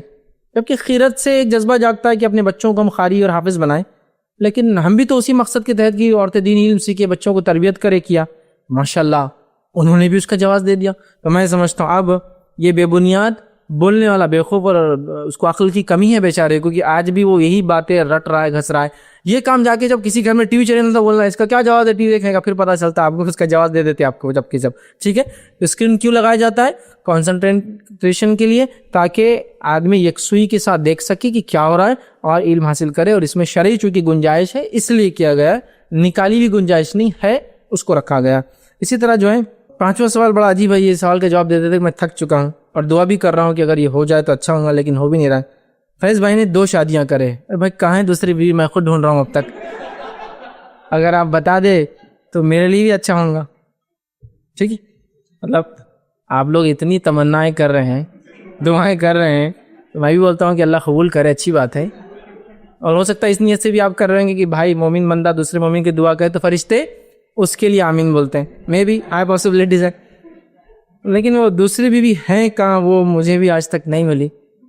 اگر آپ کو مل جائے تو کبھی مجھے بتا دے کہاں ہے بول کر. ٹھیک ہے, تو بہرحال یہ سب بے بنیاد باتیں ہوتی ہیں, ایسی کوئی ریالٹی نہیں یاد رکھیے. لوگ ایسی افواہیں, ایسی چیزوں یا چھوٹی ہوتی ہے کبھی کچھ باتوں کی حقیقت, اس کو اسٹریچ کر دیتے ہیں, کھینچ دیتے ہیں, اور اس سے دوسروں کو مصیبت ہو جاتی ہے. نیگیٹو نہیں, پازیٹیو. جیسے کسی نے کہا کہ وہ ہمارے کچھ درس تھے ایک زمانے میں ہوا کہ دوسری شادی کرے, فیض بھائی درس بند کرا دو, ان کی نظریں اچھی نہیں ہے, فلاں نہیں ہے, اور یہاں عورتوں کا رش بڑھ گیا. کیونکہ ہر بول رہا بھائی دوسرا سیکشن کھلا ہے تو آپ ان پاس ہو گئے تو اس میں سے پتہ نہیں کیا ہوتا. سمجھ رہے آپ؟ تو ہمیں علی دوسری مصیبت ہو گئی تھی کہ سب کو بولنا پڑا تھا نہیں بھائی ارادہ نہیں ہے, نہیں بھائی ارادہ نہیں ہے. سمجھ رہے آپ؟ تو یہ سب بے بنیاد باتیں ایسی نہیں ہوتی. لیکن میں نے ایک بہت ہی ایک مضبوط شخصیت, اللہ رحم کرے, انہوں نے بہرحال ایک دن کسی کو بول دیا, ایک خاتون ایک مدرسہ کھل رہا تھا عورتوں کے لیے, تو وہاں اس کے انوگریشن میں مجھے ہی بلایا گیا تھا. تو بولا ارے ان کو نہیں بلانا, ان کی نظر بہت بری ہے, انہوں نے دوسری شادی کی. حالانکہ وہ خود ایک ذمہ دار تھے, اور وہ خاتون بڑی ان پہ بھڑک گئی کہ یار آپ نے فیصلے کا, چونکہ وہ قائل تھی, میری اسٹوڈنٹ تھی, بہت بڑا گئی کہ آپ نے ایسا کیسا بولا, آپ اس کی پروف لائیے. اور وہ بیچارہ اس کو پروف نہیں مل, چونکہ وہ سنی باتیں تھی اور انہوں نے وہاں کہہ دیا, اور انہوں نے ان کا پیچھے ہی پکڑ لیا کہ بھائی آپ پروف لا کے دیجیے, کہاں ہیں, آپ نے بولا نا وہ کہاں ہیں, اور دوسری شادی کرنا گندی نظر کر رہا تھا, یہ آپ نے کیسا بولا, آپ تو دین کا علم رکھتے ہیں نا, نبی اکرم صلی اللہ علیہ وسلم, صحابہ سب کو, تو یہ آپ کیسا, وہ بڑے پھنس گئے تھے. تو یہ اننیسسری ایشوز ہے, اس میں نہ پڑے. ہاں وضاحت کے لیے میں کبھی بھی کھڑا ہوتا ہوں اور کے سامنے رہتا ہوں, لیکن چند وضاحتیں اچھی وضاحتیں تھی, میں نے سوچا کہ یہ مناسب ہے آپ کے سامنے رمضان سے پہلے رکھ دوں تاکہ آپ کے ذہن میں یہ ساری باتیں ہوں. چونکہ پچھلی بار بھی ایسا ہوا تھا کہ وہ برما کا ایک واقعہ ہوا تھا اور لوگوں نے اتنا کچھ کہا, وہ اسٹیج کے اوپر لائٹیں وغیرہ تھی, برما میں یہ حالت ہو رہے تو آپ یہ کر رہے ہیں. میں نہیں سمجھتا ہوں کہ برما میں اگر وہ حالت ہے تو آپ نے اپنی شادیوں میں کچھ کمی لائی اب تک, اور اس برما کے ایشو کا آپ نے اس رمضان کے بعد آج تک یاد بھی کیا ہو 2013 کے بعد کہ برما میں آج بھی کیا ہو رہا ہے. تو یہ تھوڑے دن کا جوش اور جذبہ رمضان کے حد تک, یا کسی کو صرف تکلیف دینے یا صرف بھڑکانے کے لیے ایک سسٹم کے خلاف اٹھا دینا سے کوئی نتیجے نہیں ہوتے ہیں, تو اس سے اجتناب کریں, یہ زیادہ ہمارے لیے بہتر ہے بہرحال. اور اگر ایسا واقعی میں کوئی جینوئن ریزن ہے کہ بھائی آپ ایسا کیوں کر رہے ہیں, وجوہات ہوتی ہے, ہم ریزنس دے سکتے ہیں, ہم آپ سے بات کر سکتے ہیں. یہ آپ کہے میں نے یہ دیا, میرا تعاون یہاں لگنا چاہیے, آپ کا تعاون وہاں لگ جاتا ہے. یہ آپ کہے بھائی یہ چیز کہاں سے آئی, تو ہم آپ کو بتا سکتے ہیں. اس میں کوئی ہمارے پاس ایسا وہ مسئلہ نہیں ہے کہ یہ چھپا ہوا اور وہ کھلا ہوا ہے. بہت سارے لوگ ہوتے ہیں, لیکن الحمدللہ یہ ایک بڑی بات ہے کہ وہ لوگ جو ہم سے جڑے ہیں وہ ایک اچھی سوچ رکھتے ہیں, وہ چاہتے ہیں کہ سماج میں کچھ تبدیلیاں آئیں, اور ان تبدیلیوں کے فائدوں کی بنیاد پر وہ بھی چاہتے ہیں کہ ہمارا جو کام ہے وہ آگے بڑھے. تو میں سمجھتا ہوں یہ کوئی بہت بڑا ہرڈل نہیں ہے. بولنے والے بولتے رہیں گے, ان کے پاس کوئی دلیل نہیں ہے. دلیل ہونا یاد رکھے کسی چیز کے لیے, پروف ہونا کہ اسرائیل سے پیسہ آ رہا, ان کے پاس پروف ہونا, یہ ریسپٹ ہے, یہ آیا, یہ اکاؤنٹ تھا, یہ بینک تھا, یہ تھا. اگر کوئی کہتا ہے کہ زکوٰۃ کا لگاتے تو پروف بتائے کہ زکوٰۃ کا پیسہ لگا, جبکہ ہم تو کبھی لگائے نہیں. رمضان کانفرنس عورتوں کیوں بلایا جاتا ہے, وہ کہے شرعی اعتبار سے یہ حرام ہے, ممنوع ہے, ہم بند کر دیں گے. وہ کہے کہ رمضان کانفرنس میں عورتوں کو اسکن کیوں دکھایا جاتا ہے, شرعی اعتبار سے حرام ہے, ہم اس کو بند کر دیں گے. ظاہر سی بات ہے یہ سب بے بنیاد الزامات ہیں, اس کی کوئی دلیل نہیں ہے. دلیل ہو تو ایک الگ بات ہے, اور دینی اعتبار سے کوئی ہم سے خطا ہو تو اس کی اصلاح کے لیے ہم کبھی بھی تیار ہیں, ہم اوپن ہیں. اگر میں ذاتی طور سے آپ کو نہ ملوں تو ٹیلی فون نمبر سے آپ صرف بول دیں. سسٹم الحمدللہ ایسا ہے کہ کوئی اگر یہ کہے, یوٹیوب کی ویڈیوز پہ ہم نے نوٹ لکھا ہوا, اگر اس ویڈیو میں مقرر سے یا ایڈیٹر سے کوئی غلطی, آپ ہم کو کال کریں یا ای میل کریں, ہم اس میں تبدیل لانے کے لیے تیار ہیں. فون کرنا زیادہ بہتر ہے, اس لیے کہ ہم جلدی ایکشن لے سکتے ہیں. اور سسٹم یہ ہے کہ کوئی انسان چاہے کسی مسلک کا ہو, کسی مقطع فکر ہو, اگر فون کر کے IRC بولتا ہے یہ ویڈیو آبجیکشنیبل ہے, آپ مانو ہم لوگ اس ویڈیو کو بند کر دیتے ہیں. پھر اس کا ریویو ہوتا ہے نیکسٹ تھرسڈے, جب تک پڑا رہتا ہے, لایا اس کو بند کر دیتے ہیں. مطلب اتنا ہم کین وہ کرتے ہیں کہ واقعی میں اگر شرعی غلطی ہو تو بولنے والا چاہے کوئی مسلک کو ہم بند کر دیتے ہیں. پھر جمعرات کو اس نے کیوں بولا, اس کا ریزن ہم دیکھتے ہیں کہ اس نے کہا کہ اس میں یہ چیک کرتے ہیں, اگر نہیں رہا تو ریلیز ہو جاتا ہے, اور اگر غلطی تھی تو ویڈیو بند رہتا ہے. پھر ہم تو اتنی احتیاط تو ہم کر رہے ہیں دینی اعتبار سے. اگر شرعی کو غلطی ہوئی تو آپ کو کوئی چیز بری لگی ہوئی, اچھی لگی, اس سے ہم کو کوئی پرواہ نہیں, شرعی ہم بات کر رہے ہیں, ٹھیک ہے. تو لہٰذا ہم تو اتنا احتیاط کرتے ہو, دینی کوئی غلطی ہم سے ہوتی ہے ہم کھلے ہیں اس کے لیے, آپ کبھی بھی آ کے اصلاح کیجیے, میری یا سسٹم کی. میں آپ کو نہیں ملتا, آپ فون کر کے آفس سے بتائیے, بات مجھ تک پہنچ جاتی ہے یا اس میں اپڈیٹ ہم کر دیتے ہیں, تو ایسا کوئی مسئلہ نہیں ہے. لیکن بہت سارے لوگوں کا مقصد یہ نہیں ہوتا ہے, خامخواہ صرف ایک ہوا بنانا ہوتا ہے, اس کا یاد رکھے کوئی حقیقت نہیں ہے. آدمی سے احتیاط کرے تو وہ اس کی دنیا اور آخرت کے لیے انشاءاللہ عزیز اچھا ہے. کسی نے ایک سوال کیا, اگر جو ایسی چیز ہے جو نصاب سے کم ہو, سال بھر سے زیادہ اپنے پاس ہو, تو کیا پھر بھی زکوٰۃ دینا ہے؟ دیکھیے اگر کوئی چیز آپ کے پاس نصاب سے کم ہے, مثال کے طور پر سونے کا نصاب ہے 85 گرامس آف گولڈ یا اس سے زیادہ, 7.5 تولہ پرانا, آج کے دور میں وہ 8.5 تولہ ہو جاتا ہے. پرانا تولہ 11.33 گرامس کا ہوتا تھا یا 11.66 گرام کا ہوتا تھا, تو اس کے حساب سے وہ جاتا تھا 7.5 تولہ, لیکن آج کے حساب سے 85 گرام. تو 85 گرام مطلب 8.5 تولہ سونا نہیں ہے, سمجھ لیجیے 80 ہے, 80 گرام, تو اس پر سونے کی زکوٰۃ نہیں. چاندی ہے, لیکن چاندی کا سمجھو اس کے پاس چاندی کا نصاب ہے 585 گرامس آف سلور یا مور, مطلب پرانا 52 تولہ, 52.5 تولہ, اور آج کا 58.5 تولہ, ٹھیک ہے. تو اگر اس سے زیادہ سلور ہے تو پھر زکوٰۃ چاندی کی دیں گے, سونے کے نہیں, سمجھ رہے آپ. اچھا دونوں بھی نہیں ہے اتنے, 8.5 تولہ سونا بھی نہیں ہے, 58.5 تولے چاندی بھی نہیں ہے, لیکن اتنا کیش ہے جو چاندی کا نصاب ہے, چاندی سے ماپا جاتا ہے نصاب, تو اتنا کیش ہے جو چاندی کے 585 گرامس آف سلور سے مور ہے کاسٹ. مثال کے طور پہ ایک پلاٹ ہے جو 1 لاکھ کا ہے, ظاہر سی بات ہے وہ 585 گرام سلور سے زیادہ ہے. کیش ہے میرے پاس بینک میں جو 1 سال سے پڑا جو کہ 40-50 ہزار ہے، ظاہر سی بات ہے وہ بھی ایکسس ہے، انویسٹمنٹس میں نے کر رکھے، تو پھر ان پر آپ کو زکوٰۃ دینی پڑیں گے، چونکہ کیش جو ہے یہ بھی ایک اینٹیٹی ہے، اور ہو سکتا ہے آنے والے زمانے میں اور بھی کچھ الیکٹرانک کیش اور جو چیزیں آئیں گی بہرحال وہ بھی اس کے اندر شامل ہوں گی، تو بہرحال اس پر آپ کو زکوٰۃ نکالنا ہے۔ تو جس چیز کے نصاب پہنچ رہا ہے اس کا دیجیے، جس کا نصاب نہیں پہنچتا ہے تو دوسرا جس کا نصاب پہنچتا ہے اس پہ آپ کو زکوٰۃ دیتا ہے۔ گولڈ کا پہنچتا ہے گولڈ کی دیجیے، سلور کا پہنچتا ہے سلور کی دیجیے، دونوں کا نہیں پہنچتا لیکن کیش پلاٹس وغیرہ کا تو پھر آپ کو اس پہ زکوٰۃ نکالنی پڑے گی۔ کسی نے ایک سوال کیا تھا، عورتوں کے لیے اگر مسجد میں عید کی نماز کا اہتمام نہ ہو تو کیا گھر میں نماز پڑھ سکتے ہیں؟ ہاں، عورتیں عید کی نماز گھر میں پڑھ سکتی ہے، ٹھیک ہے، اور اس لیے کہ عید کی نماز یاد رکھیے بڑی اہم ہے، اس میں اکثر جو فقہاء کا کہنا ہے کہ یہ نماز جو واجب ہے، ٹھیک ہے، تو لہٰذا ایک واجب کو چھوڑا نہیں جا سکتا۔ کوشش تو یہ کرے آپ کی عیدگاہ ضرور جائے، یا پھر مسجد میں انتظام ہو تو ضرور جائے، سال بھر نہیں بھی جاتی تو کم از کم عید کو جائے۔ نبی اکرم صلی اللہ علیہ وسلم نے خاص تاکید کی ہر عورت کے لیے، چاہے وہ حائضہ کیوں نہ ہو وہ بھی مسجد آئے۔ سوال ہوا حیض والی عورت کیا کریں گی آ کر عیدگاہ، تو کہا وہ الگ بیٹھے اور مسلمانوں کی دعا میں شامل ہو، لیکن مسجد میں حائضہ عورت نہیں آئیں گی، یاد رکھیے، عیدگاہ چونکہ مسجد نہیں ہوتا ہے، آئے الگ بیٹھیں گی۔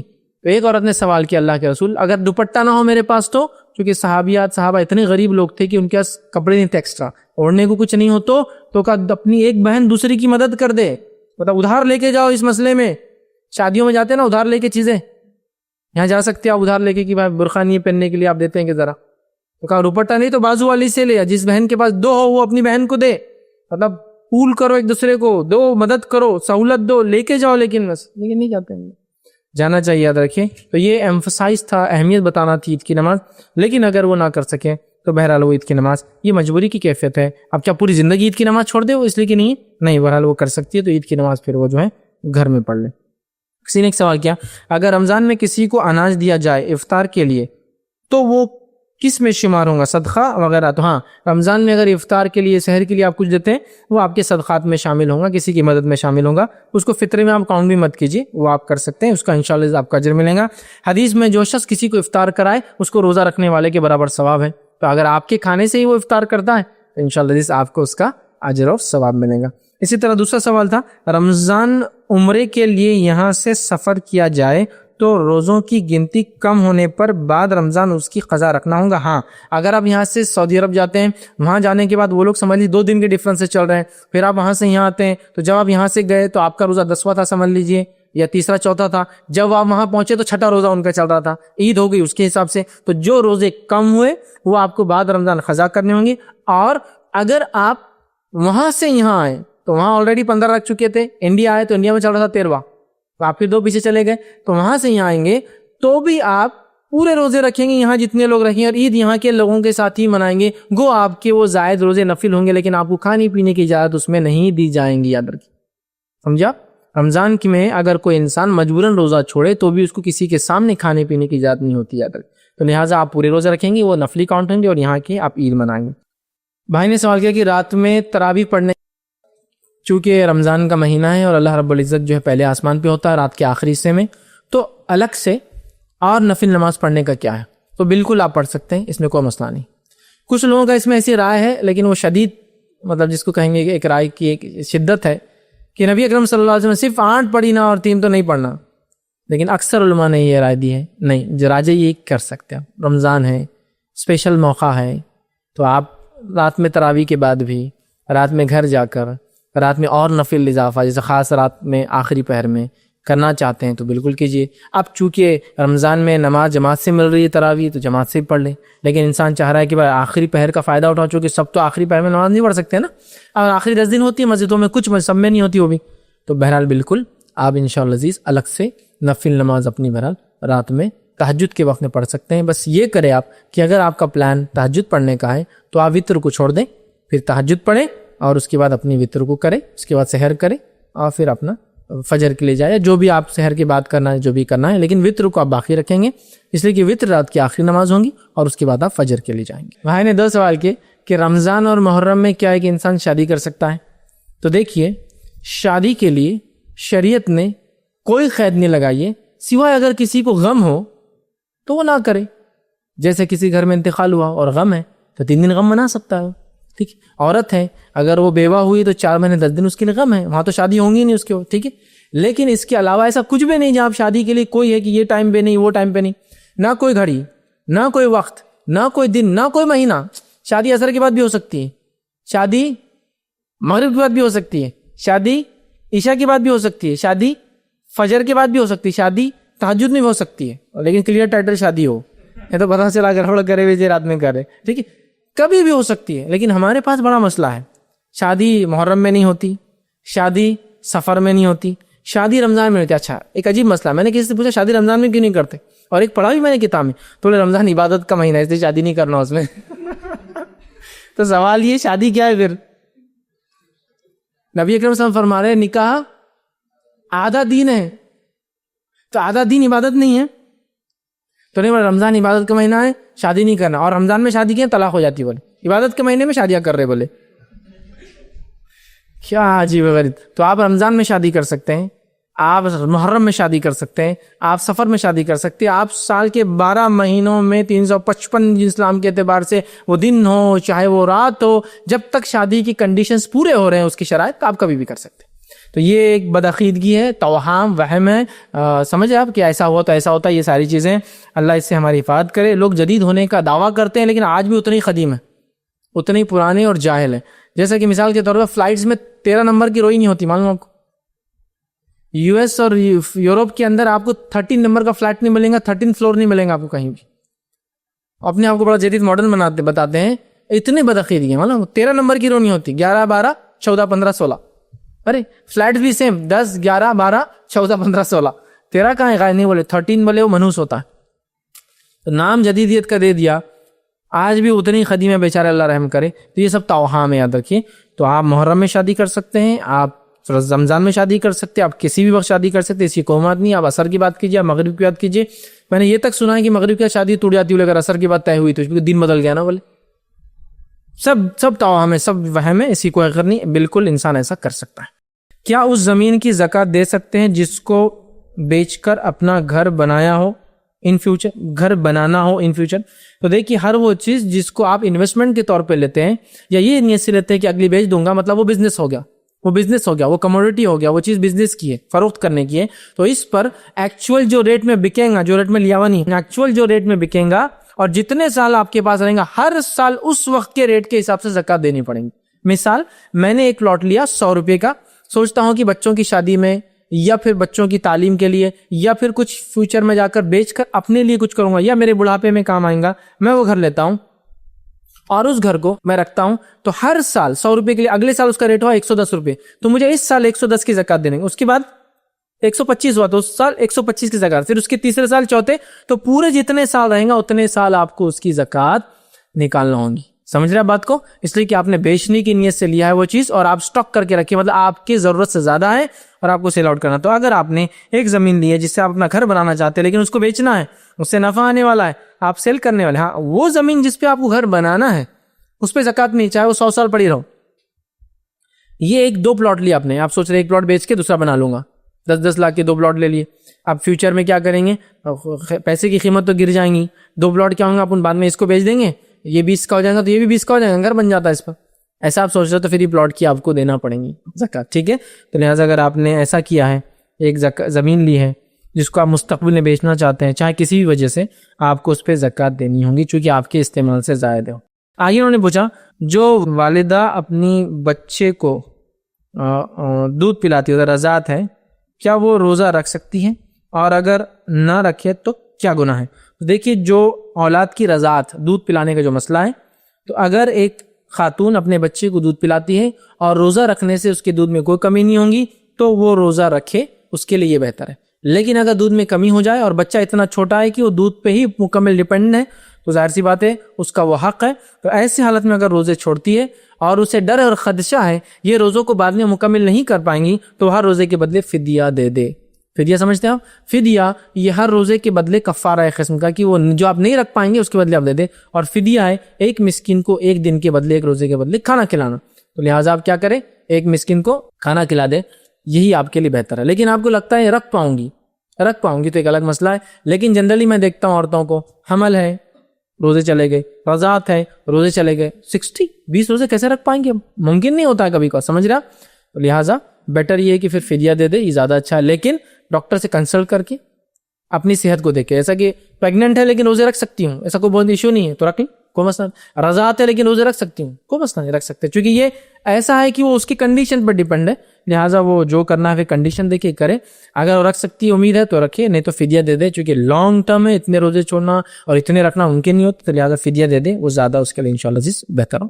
آئنے کا سوال کیا ہے, کسی کو علم نہیں تھا اور 1 سال حمل تھا, روزے چھوٹ گئے, اس کے بعد ہوا یہ کہ اگلا سال بھی روزے چھوٹ گئے اور پچھلے سال کے اب تک رکھے نہیں تھے, اور علم نہیں تھا کہ روزے رمضان سے پہلے رکھنا رہا. روزوں کی دیکھیے جو حد ہے وہ یہ ہے کہ جو رمضان کے روزے چھوٹتے ہیں اگلے رمضان سے پہلے رکھنا. تو بھائی کا سوال ہے وہ بھی چھوٹ گئے, اب تو گناہ میں آ گیا انسان, تو کیا کرے؟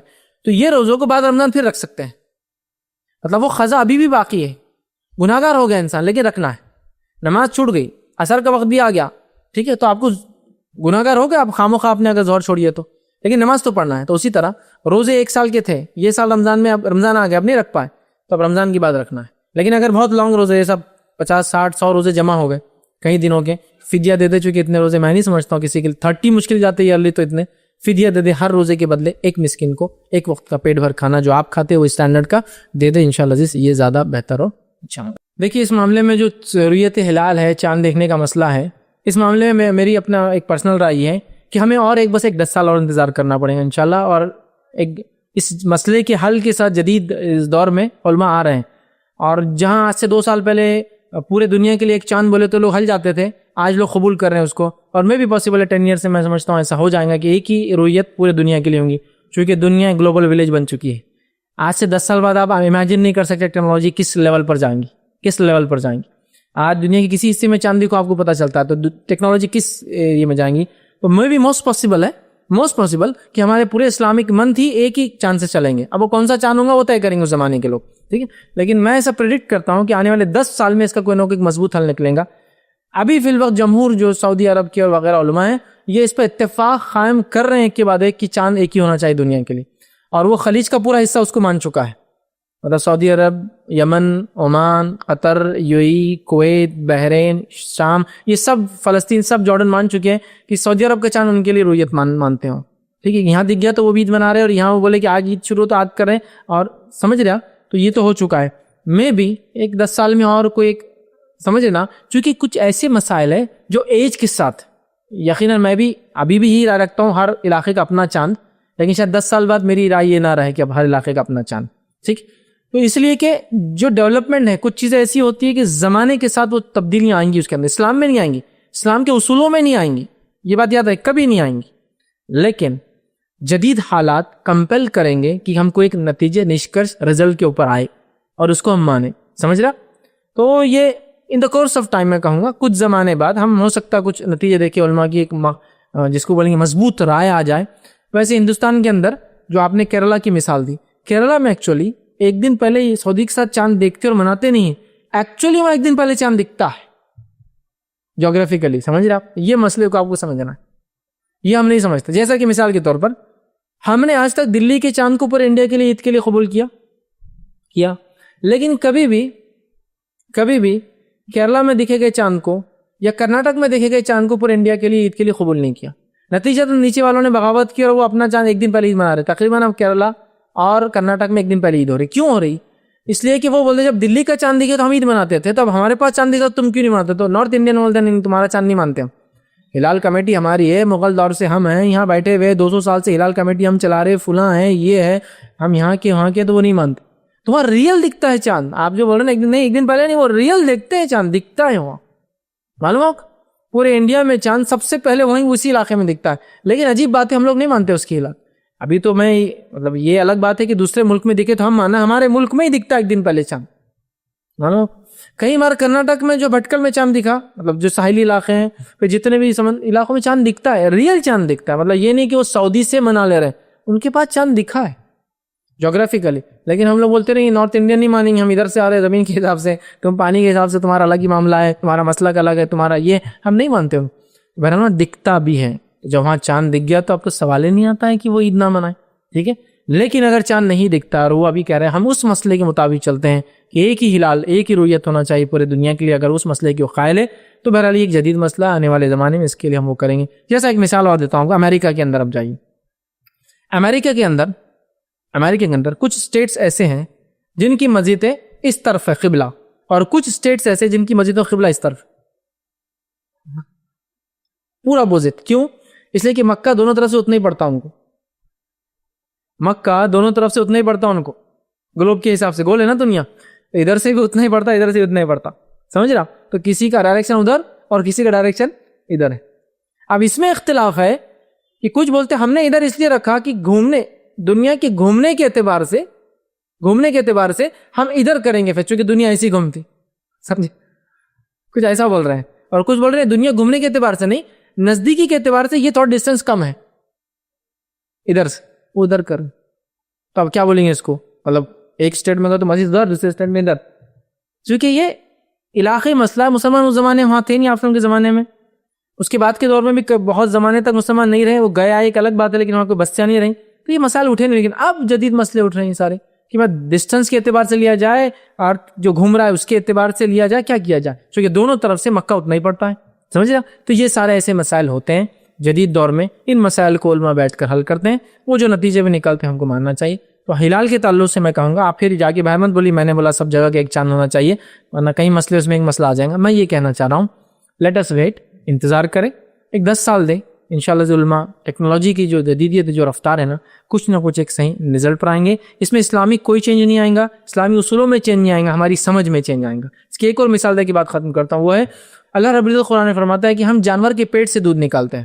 تو بہت سارے لوگوں نے کسی زمانے مذاق اڑایا قرآن کا، گوبر بھی تو پیٹ میں سے نکلتا، دودھ کی کیا خاص بات ہے؟ یہ کون سی نئی چیز ہے؟ اس میں کون سی چیز ہے جو ایکسپیریمنٹ کی ضرورت تھی یا بہت سائنٹیفک ہے؟ پیٹ میں سے دودھ نکلتا، کوئی بھی دیکھنے والا بولیں گے جانور کے پیٹ میں سے دودھ نکلتا. دس از سمپل. مورس بکائل نے جو اس پہ کافی اسٹڈی کی، وہ انہوں نے عربی سیکھی، عربی سیکھنے کے بعد قرآنی کی عربک اسپیشلی سیکھی، اس کو سائنٹیفک ریلیشن انہوں نے کیا، تو انہوں نے لکھا قرآن بائبل اینڈ ماڈرن سائنس. اس میں بڑا اچھا انہوں نے لکھا، اور انہوں نے ہم بطن میں سے جو دودھ نکالتے جانوروں کے، اس کا بڑی اچھی تشریح کی، اور علماء نے اس کو مانا کہ ہاں یہ بھی سمجھ ہے اس کی قرآن. تو ہم نے نا قرآن کے اصول بدلے، نہ قرآن بدلا، اس کی سمجھ بدلی ہماری. انہوں نے کہا قرآن جو بلڈ سرکولیشن ہوتا ہے، بلڈ سرکولیشن کے اندر سے ہی دودھ بنتا ہے، معلوم آپ کو؟ تو دودھ بھی خون کی ایک قسم ہے. رگوں کے اندر، رگوں کے بیچ سے خون نکلتا ہے، بنتا ہے، اور خون کے ساتھ ساتھ ایک نالی کے ذریعے دودھ بن جاتا ہے جانور کے اندر.